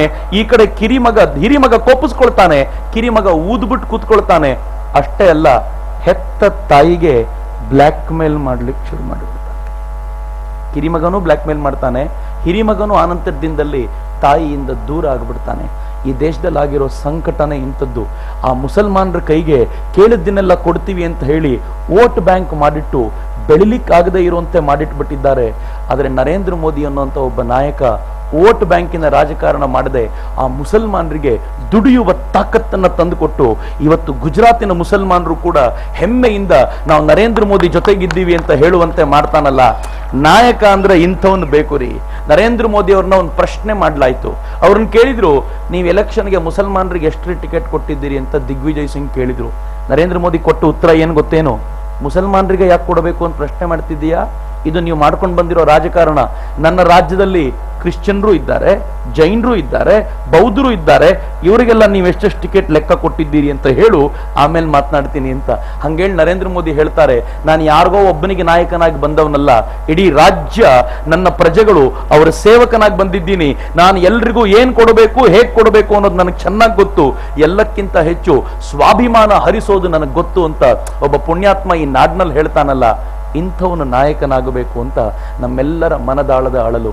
ನನ್ನ ನೆಚ್ಚಿನ ಮಿತ್ರರೇ, ಮೋದಿಯವರು ನಾಯಕರಾಗುವಂತ ಕಾಲ ತುಂಬಾ ಹತ್ತಿರವಾಗಿದೆ. ಅನೇಕರಿಗೆ ಹೊಟ್ಟೆ ಉರಿ. ನನಗೆ ಯಾರೋ ಮೆಸೇಜ್ ಮಾಡಿದ್ರಿ, ಹಾಡು ನಡಿಬೇಕಾದ್ರೆ ನೋಡ್ತಿದ್ದೆ, ಉಡುಪಿನಲ್ಲಿ ಪವರ್ ಕಟ್ ಆಗಿದೆ ಅಂತ. ಯಾಕಂದ್ರೆ ಲೈವ್ ಹೋಗ್ತಿದೆ ಅಂತ, ಯಾರೂ ಇದನ್ನ ನೋಡಬಾರದು ಅಂತ ಇದು ರೂಢಿಯಾಗಿ ಹೋಗಿದೆ ಅವರಿಗೆ. ಅನೇಕ ವರ್ಷಗಳ ಕಾಲ ಹಿಂಗೆ ರಾಜಕಾರಣ ಮಾಡಿ ಮಾಡಿ ಮಾಡಿ ಮಾಡಿ ರೂಢಿ ಮಾಡ್ಕೊಂಡು ಬಿಟ್ಟಿದ್ದಾರೆ. ಆದ್ರೆ ಈ ಬಾರಿ ಈ ರೂಢಿಯನ್ನ ಬದಲಾಯಿಸೋಣ. ತಾಯಿ ಭಾರತಿಗೆ ಒಂದು ಗೌರವವನ್ನು ಕೊಡುವಂತ ಕೆಲಸವನ್ನ ನಾವು ನೀವು ಮಾಡೋಣ. ಅಂತ ಗೌರವವನ್ನ ಕೊಡಬಲ್ಲಂತ ವ್ಯಕ್ತಿ ನರೇಂದ್ರ ಮೋದಿ ಮಾತ್ರ ಅನ್ನೋದನ್ನ ನಾನು ಅತ್ಯಂತ ಹೆಮ್ಮೆಯಿಂದ ಈ ವೇದಿಕೆ ಮೇಲೆ ಹೇಳ್ಕೊಳ್ಬಲ್ಲೆ. ನನಗೆ ಅನೇಕರು, ಸತ್ಯ ಹೇಳ್ತೀನಿ, ನಿಮ್ ಜೊತೆ ಹಂಚ್ಕೊಳ್ಬೇಕಾದ್ರೆ ಬಹಳ ಖುಷಿ. ಅನೇಕರು ನನ್ಗೆ ಕೇಳಿದ್ರು, ನನ್ನ ಹಿತೈಷಿಗಳೇ ಕೇಳಿದ್ರು, ನೀನು ಪೊಲಿಟಿಕ್ಸಿಗೆ ಬಂದ್ಬಿಟ್ಯಾ ಅಂದ್ರೆ ಪೊಲಿಟಿಕ್ಸ್ನ ಕಥೆ ಎಷ್ಟಾಗೋಗಿದೆ ನೋಡಿ. ನಾನಂದ್ರೆ ದೇವರಾಣೆಗೂ ಬಂದಿಲ್ಲ. ನನಗೇನಾದ್ರೂ ಬಂದು ಯಾರಾದ್ರೂ MP ಟಿಕೆಟ್ ಕೊಡ್ತೀನಿ ಅಂತಂದ್ರೆ ನಾನು ನಯವಾಗಿ ನಿರಾಕರಿಸೋದಲ್ಲದೆ ಅತ್ಯಂತ ಉತ್ಕಂಠದಿಂದ ನಿರಾಕರಿಸ್ತೀನಿ. ಯಾಕೆಂದ್ರೆ ನಾನು ನನ್ನ ಜನರಿಗೆ ಪ್ರಾಮಿಸ್ ಮಾಡಿದ್ದೀನಿ, ನಾನು ಜೀವನದಲ್ಲಿ ಓಟು ಕೇಳಲ್ಲ, ನೋಟು ಕೇಳಬಾರದು ಅಂತ ನಿಶ್ಚಯ ಮಾಡಿದ್ದೀನಿ ಅಂತ ನಾನು ಪ್ರಾಮಿಸ್ ಮಾಡಿದ್ದೀನಿ. ಈ ಕಾರಣಕ್ಕೋಸ್ಕರ ಎಲೆಕ್ಷನ್ ನಿಂತ್ಕೊಳ್ಳೋನಲ್ಲ. ಯಾವ ಕಾರಣಕ್ಕೂ ಯಾರು ಲವಲೇಶದ ಅನುಮಾನವೂ ಇಟ್ಕೊಳ್ಬೇಡಿ. ಇತ್ತೀಚೆಗೆ ಕೆನರಾ ಕ್ಷೇತ್ರದಲ್ಲಿ ಹೇಳಿದ್ರು ಚಕ್ರವರ್ತಿ ನೆಕ್ಸ್ಟ್ MP ಕ್ಯಾಂಡಿಡೇಟ್ ಅಂತ.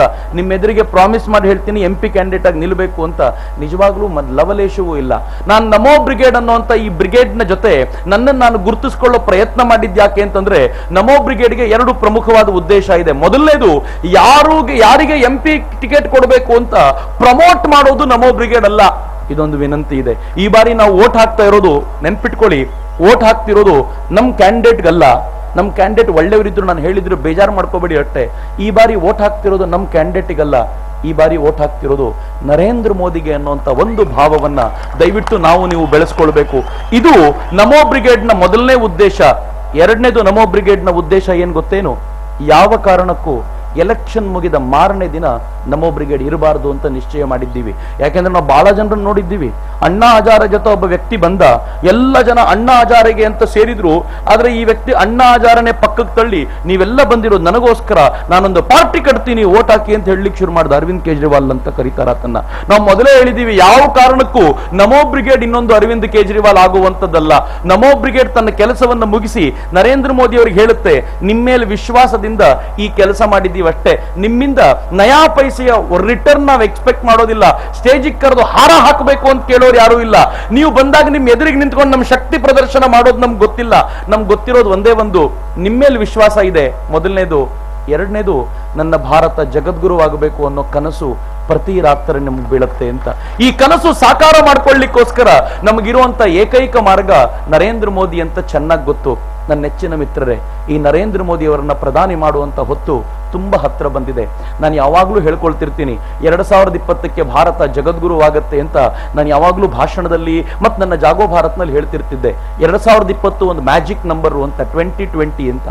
ಆದ್ರೆ ಅಚ್ಚರಿ ಏನ್ ಗೊತ್ತೇನು, 2020ಕ್ಕೆ ಭಾರತ ಜಗದ್ಗುರುವಾಗೋದು ಖಾತ್ರಿ ಅಂತ ನನಗೆ ಈಗ ವಿಶ್ವಾಸ 100 ಪಟ್ಟಾಗಿದೆ. ಯಾಕೆಂದ್ರೆ 2020ರ ವೇಳೆಗೆ ನರೇಂದ್ರ ಮೋದಿ ಪ್ರಧಾನಿಯಾಗಿ 6 ವರ್ಷ ಆಗಿರುತ್ತಲ್ಲ, 2ನೇ ಟರ್ಮಲ್ಲಿ ಇರ್ತಾರೆ. ಹಿಂಗಾಗಿ 100% ಭಾರತ ಜಗದ್ಗುರು ಆವತ್ತಿನ ಮಟ್ಟಿಗೆ ಆಗಿರುತ್ತೆ ಅನ್ನೋದ್ರಲ್ಲಿ ಅನುಮಾನವೇ ಇಲ್ಲ. ಅಷ್ಟರ ಮಟ್ಟಿಗೆ ವಿಶ್ವಾಸ ಇವತ್ತು ನಮ್ಮಲ್ಲಿ, ನಮ್ಮ ರಕ್ತದಲ್ಲಿ ಹರಿತಾ ಇದೆ. ಒಬ್ಬ ವ್ಯಕ್ತಿ ನಮ್ಮಲ್ಲೆರಲ್ಲೂ ಈ ಚೈತನ್ಯ ತುಂಬಿದ್ದಾನಲ್ಲ, ಆ ವ್ಯಕ್ತಿಯನ್ನ ಪ್ರಧಾನಿ ಮಾಡುವ ಹೊಣೆ ಹೊತ್ಕೊಳ್ಳೋಣ. ನಮೋ ಬ್ರಿಗೇಡ್ನ ಹತ್ರ ನನಗೂ ಗೊತ್ತಿದ್ದಂತೆ ದುಡ್ಡಿಲ್ಲ. ನಮ್ಮಲ್ಲಿ ಯಾರು ದುಡ್ಡಿಗೋಸ್ಕರ ಬಂದವರಲ್ಲ, ಇವತ್ತು ದುಡ್ಡನ್ನು ಮಾಡ್ಕೊಳ್ಬೇಕು ಅಂತ ಓಡಾಡೋರಲ್ಲ. ನಾನು ಬೇರೆ ಕಾರ್ಯಕ್ರಮಕ್ಕೆ ಹೋದ್ರೆ ಕೊನೆ ಪಕ್ಷ ಬಸ್ ಚಾರ್ಜ್ ಆದ್ರೂ ಕೊಟ್ಟು ಕಳಿಸ್ತಿದ್ರು. ಈಗ ಪುಣ್ಯಾತ್ಮರು ನಮೋ ಬ್ರಿಗೇಡ್ ಹೋದ್ರೆ ಬಸ್ ಚಾರ್ಜ್ ಕೊಡೋದನ್ನು ಬಿಟ್ಟಿದ್ದಾರೆ. ಅವ್ರು ಅನ್ಕೊಳ್ತಾರೆ ನಮ್ಮ ನರೇಂದ್ರ ಮೋದಿ ಕಡೆಯಿಂದ ದುಡ್ಡು ಬರ್ಬೋದು ಅಂತ. ದೇವರಾಣೆಗೂ ಹೇಳ್ತೇನ್ರಿ, ನರೇಂದ್ರ ಮೋದಿ ಅವರಿಗೆ ಒಂದು ಟ್ವೀಟು ಇದುವರೆಗೂ ಮಾಡಿಲ್ಲ, ನಾವ್ ಏನ್ ಮಾಡ್ತಿದ್ದೀವಿ ಅಂತ ಇದುವರೆಗೂ ಹೇಳ್ಕೊಳ್ಳಿಲ್ಲ. ಆದ್ರೆ ಆ ಪುಣ್ಯಾತ್ಮನ ಕೆಪಾಸಿಟಿ ಎಂತದ್ದು ಅಂತಂದ್ರೆ, ಬೆಂಗಳೂರಿನಲ್ಲಿ ನಾವು ಒಂದು ಅಭ್ಯಾಸ ವರ್ಗ ಮಾಡಿದಾಗ ಜೈನ್ ಕಾಲೇಜಿನ ಒಬ್ಬ ಹುಡುಗ ಬಂದ, ಒಂದು ಲೆಟರ್ ತಗೊಂಡ್ ಬಂದು ತೋರಿಸ್ದ ನನಗೆ, ಸಾಕ್ಷಾತ್ ನರೇಂದ್ರ ಮೋದಿ ಅವರ ಆಫೀಸ್ ನಿಂದ ಬಂದಿರೋ ಲೆಟರ್. ನಾನು ಕೇಳಿದೆ, ನಿನ್ಗೆ ಹೆಂಗ್ ಬಂತು ಈ ಲೆಟ್ರು? ಅವನಿಂದ ನರೇಂದ್ರ ಮೋದಿ ಅವ್ರಿಗೆ ಒಂದು ಮೇಲ್ ಮಾಡಿದ್ದೆ ನಾನು, ನಿಮ್ಮ ಹೆಸರು ಎಲ್ಲ ರಾಜ್ಯಗಳಲ್ಲೂ ನಡೀತಾ ಇದೆ, ಕರ್ನಾಟಕದಲ್ಲಿ ಮಾತ್ರ ಏನೂ ಆಗ್ತಾನೆ ಇಲ್ವಲ್ಲ ಅಂತ ಕೇಳಿದಾಗ ನರೇಂದ್ರ ಮೋದಿ ಅವರು ಪತ್ರ ಬರೆದ್ರಂತೆ, ನಿನ್ಗೇನ್ ಗೊತ್ತು, ನಮೋ ಬ್ರಿಗೇಡ್ ತುಂಬಾ ವ್ಯಾಪಕವಾಗಿ ಕೆಲಸ ಮಾಡ್ತಿದೆ, ನನಗೆ ಮಾಹಿತಿ ಬರ್ತಾ ಇದೆ, ಆ ಪತ್ರದಲ್ಲಿತ್ತು. ಹಂಗಂದು ನರೇಂದ್ರ ಮೋದಿ ಮುಂದೆ ಬರೀತಾರೆ, 29ನೇ ತಾರೀಕು ಒಂದು ವರ್ಗಕ್ಕೆ ಅವರೆಲ್ಲ ಸೇರ್ತಿದ್ದಾರೆ, ಅಲ್ಲಿಗೆ ಹೋಗು, ಅವರನ್ನು ಮಾತನಾಡಿಸು ಅಂತ. ನರೇಂದ್ರ ಮೋದಿ ಅವರು ಇಷ್ಟು ಗಮನ ಇಡುವಂತ ಸೂಕ್ಷ್ಮಮತಿ ಇದ್ದಾರಲ್ಲ. ಗುಜರಾತಿಗೂ ಕರ್ನಾಟಕಕ್ಕೂ ಎಷ್ಟು ದೂರ. ಕರ್ನಾಟಕದಲ್ಲಿ ನಾವು ಮಾಡಿರುವಂತ ಸಾಮಾನ್ಯ ಕೆಲಸವನ್ನ ಒಬ್ಬ ನಾಯಕ ಗುರುತಿಸಿ ಹಿಂಗೆ ನಡೀತಿದೆ ಅಂತ ಹೇಳ್ತಾನಲ್ಲ, ಹಂಗಂದಾಗ ಅನ್ಸುತ್ತೆ ಇನ್ನೊಂದು ಸ್ವಲ್ಪ ಜಾಸ್ತಿ ಸಮಯ ಈ ಮನುಷ್ಯನಿಗೋಸ್ಕರ ಕೊಡಬೇಕು ಅಂತ. ನನ್ನ ನೆಚ್ಚಿನ ತರುಣರೇ, ನಂಗೆ ಗೊತ್ತಿಲ್ಲ ಕೇಳಬೇಕೋ ಇಲ್ವೋ ಅಂತ, ಈಗ ಅತ್ಯಂತ ಕ್ರೂಷಿಯಲ್ ಟೈಮ್ ಬಂದಿದೆ. ನಾನು ನನ್ನ ಮಿತ್ರರು ಕೆಲವರು ತುಂಬಾ ಕಷ್ಟಪಟ್ಟು ಓಡಾಡಬೇಕಾದಾಗ ನಾನು ಕೇಳ್ತಿದ್ದೆ, ಸಮಯ ಕೊಡೋದು ಕಷ್ಟ ಆಗ್ತಿದೆ ಅಲ್ವಾ? ಒಬ್ಬ ತುಂಬಾ ಚೆನ್ನಾಗಿ ಹೇಳ್ದ, ಅಣ್ಣ ಈಗ ನಾನೇನಾದ್ರೂ 3 ತಿಂಗಳು ಕೊಡ್ಲಿಲ್ಲ ಅಂದ್ರೆ, 6 ತಿಂಗಳು ಕೊಡ್ಲಿಲ್ಲ ಅಂತಂದ್ರೆ ಮುಂದಿನ 60 ವರ್ಷ ಸಮಯ ಕೊಡ್ತೀನಿ ಅಂತಂದ್ರು ಬೇಕಾಗಿಲ್ಲ ಅಣ್ಣ, ಅದಕ್ಕೋಸ್ಕರ ಈ 6 ತಿಂಗಳನ್ನ ನರೇಂದ್ರ ಮೋದಿ ಅವರಿಗೋಸ್ಕರ ಕೊಡ್ತಿದ್ದೀನಿ, ಎಷ್ಟಾಗುತ್ತೋ ಅಷ್ಟು ಕೆಲಸ ಮಾಡೋದು ಅಂತ. ಒಬ್ಬ ಹುಡುಗ ತುಂಬಾ ಚೆನ್ನಾಗಿ ಹೇಳ್ದ. ನಾನು ಕೇಳಿದೆ, ಯಾತಕ್ಕೋಸ್ಕರ ಈಗ ಸಮಯ ಕೊಡ್ತಿದ್ಯಾ ಅಂದ್ರೆ, ಅವನು ಹೇಳ್ದ, ಸಾಯೋ ಕಾಲಕ್ಕೆ ನಾನು ಈ ದೇಶಕ್ಕೋಸ್ಕರ ಏನು ಮಾಡ್ಲಿಲ್ಲ ಅಂತ ಅನ್ನಿಸ್ಬಾರ್ದು, ಅದಕ್ಕೋಸ್ಕರ ಈಗ ಸಮಯ ಕೊಡ್ತಿದ್ದೀನಿ ಅಂತ. ನನಗೂ ಅನ್ಸುತ್ತೆ, ಈ ದೇಶದಲ್ಲಿ 1757ರ ಒಂದು ಪುಟ್ಟ ಕದನ ನಡೆದು, ಆ ಕದನದಲ್ಲಿ ಮೀರ್ ಜಾಫರ್ನ ಇಟ್ಕೊಂಡು ನವಾಬನನ್ನ ಸೋಲಿಸಿದ ರಾಬರ್ಟ್ ಕ್ಲೈವ್ ಮುಜಫರ್ ನಗರದಿಂದ ಒಂದು ಯಾತ್ರೆ ಹೊರಟನಂತೆ, ಜುಲೂಸ್ ಹೊರಟನಂತೆ. 353 ಜನ ಬ್ರಿಟಿಷರ್ನ ಕರ್ಕೊಂಡು ಒಂದು ಯಾತ್ರೆ ಹೊರಟ. ಆ ಯಾತ್ರೆ ಹೋಗ್ತಾ ಇರಬೇಕಾದ್ರೆ ಅವನು ವಾಪಸ್ ಮುಗಿಸ್ಕೊಂಡು ಬಂದು ಡೈರಿಯಲ್ಲಿ ಬರೀತಾನೆ, ಭಾರತೀಯರು ಹೇಡಿಗಳು, ನಪುಂಸಕರು. ಈ ಭಾರತೀಯರು ಕಿಟಕಿಯ ಸಂದಿಲ್ ನಿಂತ್ಕೊಂಡು ನಮ್ಮ ಯಾತ್ರೆ ನೋಡ್ತಿದ್ರು, ಹೊರಗೆ ಬಂದು ಒಂದೊಂದು ಕಲ್ಲಿ ಎಸ್ದಿದ್ರು ಕೂಡ ಈ ದೇಶದ ಹಿಸ್ಟ್ರಿ ಬದಲಾಗ್ತಿತ್ತು. ಈ ತಾಕತ್ತನ್ನ ಭಾರತೀಯರು ತೋರಿಸ್ಲಿಲ್ಲ ಅಂತ. ನನಗೆ ಆ ಕಲ್ಲೆಸೆಯದ ಜನರ ನಡುವೆ ಇರ್ಲಿಕ್ಕೆ ಇಷ್ಟ ಇಲ್ಲ. ಅದಕ್ಕೆ ನಾನು ಬೀದಿಗೆ ಬಂದಿದ್ದೀನಿ. ನಾನು ಹೇಳ್ತಿದ್ದೀನಿ, ನಾನಂತೂ ಕಲ್ಲೆಸೆಯೋನಪ್ಪ, ನಾನಂತೂ ನರೇಂದ್ರ ಮೋದಿಗೋಸ್ಕರ ಕೆಲಸ ಮಾಡಿ ನನ್ನ ಪಾರ್ಟ್ ಆಫ್ ವರ್ಕ್ ಮಾಡ್ತೀನಿ ಅಂತ ಹೆಮ್ಮೆಯಿಂದ ಎದೆ ತಟ್ಕೊಂಡು ಹೇಳ್ತೀನಿ. ನಿಮ್ಮಲ್ಲಿ ಯಾರಿಗಾದ್ರೂ ನಿಮ್ ಪಾರ್ಟ್ ಆಫ್ ವರ್ಕ್ ಮಾಡಬೇಕು ಅಂತ ಇಚ್ಛೆ ಇದ್ರೆ ದಯವಿಟ್ಟು ನಮ್ಮ ಜೊತೆ ಜಾಯಿನ್ ಆಗಿ. ನಾವು ಯಾವುದೇ ಪಾರ್ಟಿಯವರಲ್ಲ, ಯಾವುದೇ ಪಾರ್ಟಿಯ ಬಗ್ಗೆ ಮಾತನಾಡೋರಲ್ಲ. ನಮ್ಗೆ ಗೊತ್ತಿರೋದು ಒಂದೇ ಒಂದು, ಭಾರತ ಮತ್ತು ಅವಳ ಪುತ್ರ ನರೇಂದ್ರ ಮೋದಿ ಮಾತ್ರ. ಇವಳನ್ನ, ಭಾರತದ ಪುತ್ರನನ್ನ ಅತ್ಯಂತ ಉನ್ನತ ಹುದ್ದೆಗೆ ಕೂರಿಸಬೇಕು ಅನ್ನುವಂತ ಒಂದು ಇಚ್ಛೆಯಿಂದ ಹೊರಟಿದ್ದೀವಿ. ಹಂಗಾದ್ರೆ ಮತ್ತೆ ಭಾರತ ಜಗದ್ಗುರುವಾಗುತ್ತೆ ಅಂತ ಕನಸು ಕಟ್ಕೊಂಡು ಹೊರಟಿದ್ದೀವಿ. ತುಂಬಾ ಹೊತ್ತಿನಿಂದ ನಮ್ಮ ಜೊತೆ ಕಾಲ ಕಳೆದಿದ್ದೀರಾ. ಇದೊಂದು ಅಪರೂಪದ ಗೀತೆ. ಈ ಗೀತೆಯನ್ನು ಕೇಳ್ತಾ ಈ ಕಾರ್ಯಕ್ರಮಕ್ಕೆ ಮಂಗಳ ಹಾಡೋಣ. ಬಂಕಿಂ ಚಂದ್ರರು ಬರೆದಿರುವಂಥ ಈ ಅಪರೂಪದ ಗೀತೆ ಒಂದೇ ಮಾತನ್ನೊಂದಿಗೆ ಈ ಕಾರ್ಯಕ್ರಮವನ್ನು ಸಂಪನ್ನಗೊಳಿಸ್ತೀವಿ. ತಾಯಿ ಭಾರತಿಯನ್ನ ಜಗದ್ಗುರು ಮಾಡುವ ಕನಸನ್ನ ಮುಂದುವರಿಸ್ತೀವಿ. ವಂದೇ ಮಾತರಂ, ವಂದೇ ಮಾತರಂ, ಸುಜಲಾ ಸುಫಲಾ ಮಲಯಜ ಶೀತಲಾ ಸಸ್ಯ ಶ್ಯಾಮಲಾ ಮಾತರಂ, ವಂದೇ ಮಾತರಂ, ವಂದೇ ಮಾತರಂ. ಶುಭ್ರಜ್ಯೋತ್ಸ್ನಾ ಪುಲಕಿತಯಾಮಿನಿ ಫುಲ್ಲಕುಸುಮಿತ ಧ್ರುವದಲ ಶೋಭಿನಿ ಸುಹಾಸಿನಿ ಸುಮಧುರ ಭಾಷಿಣಿ ಸುಖದಾ ವರದಾ ಮಾತರಂ, ವಂದೇ ಮಾತರಂ. ಕೋಟಿ ಕೋಟಿ ಕಂಠ ಕಲ ಕಲ ನಿನಾದ ಕರಾಲೆ, ಕೋಟಿ ಕೋಟಿ ಭುಜಯುಧೃತ ಥರ ಥರ ವಾಲೆ. अबला के रूहा ये तो बले बहुबलधारिणी नमामि तारिणी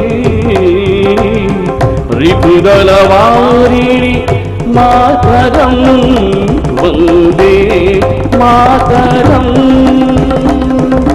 वन्दे तुम्ही विद्या तुम्ही धर्मा, तुम्ही हृदि तुम्ही मर्मा,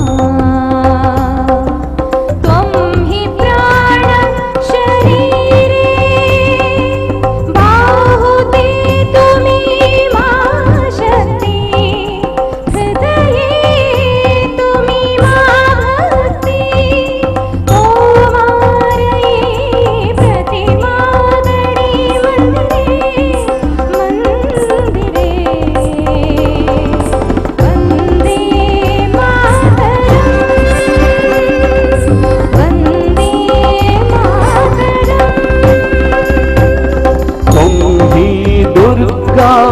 दश प्रहरणधारिणी कमला कमल दल विहारिणी वाणी विद्यादायिनी नमामि त्वां, नमामि कमला कमला मधुरा सुजला सुफला मातरं, श्यामला सरला सुस्मिता भूषिता धरणी भरणी मातरं, वन्दे मातरं, वन्दे मातरं, सुजला सुफला मलयज शीतला सस्य श्यामला मातरं, वन्दे मातरं, वन्दे मातरं.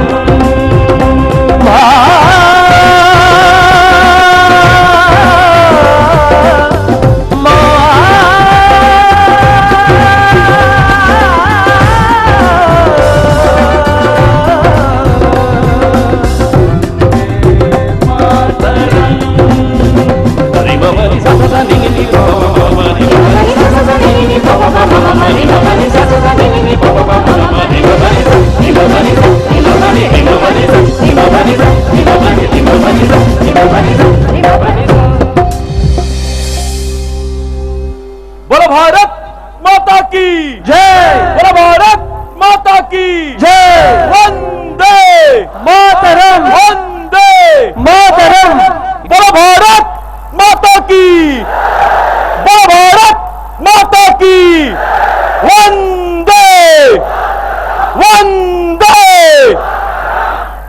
ಜೈ ಹಿಂದ್.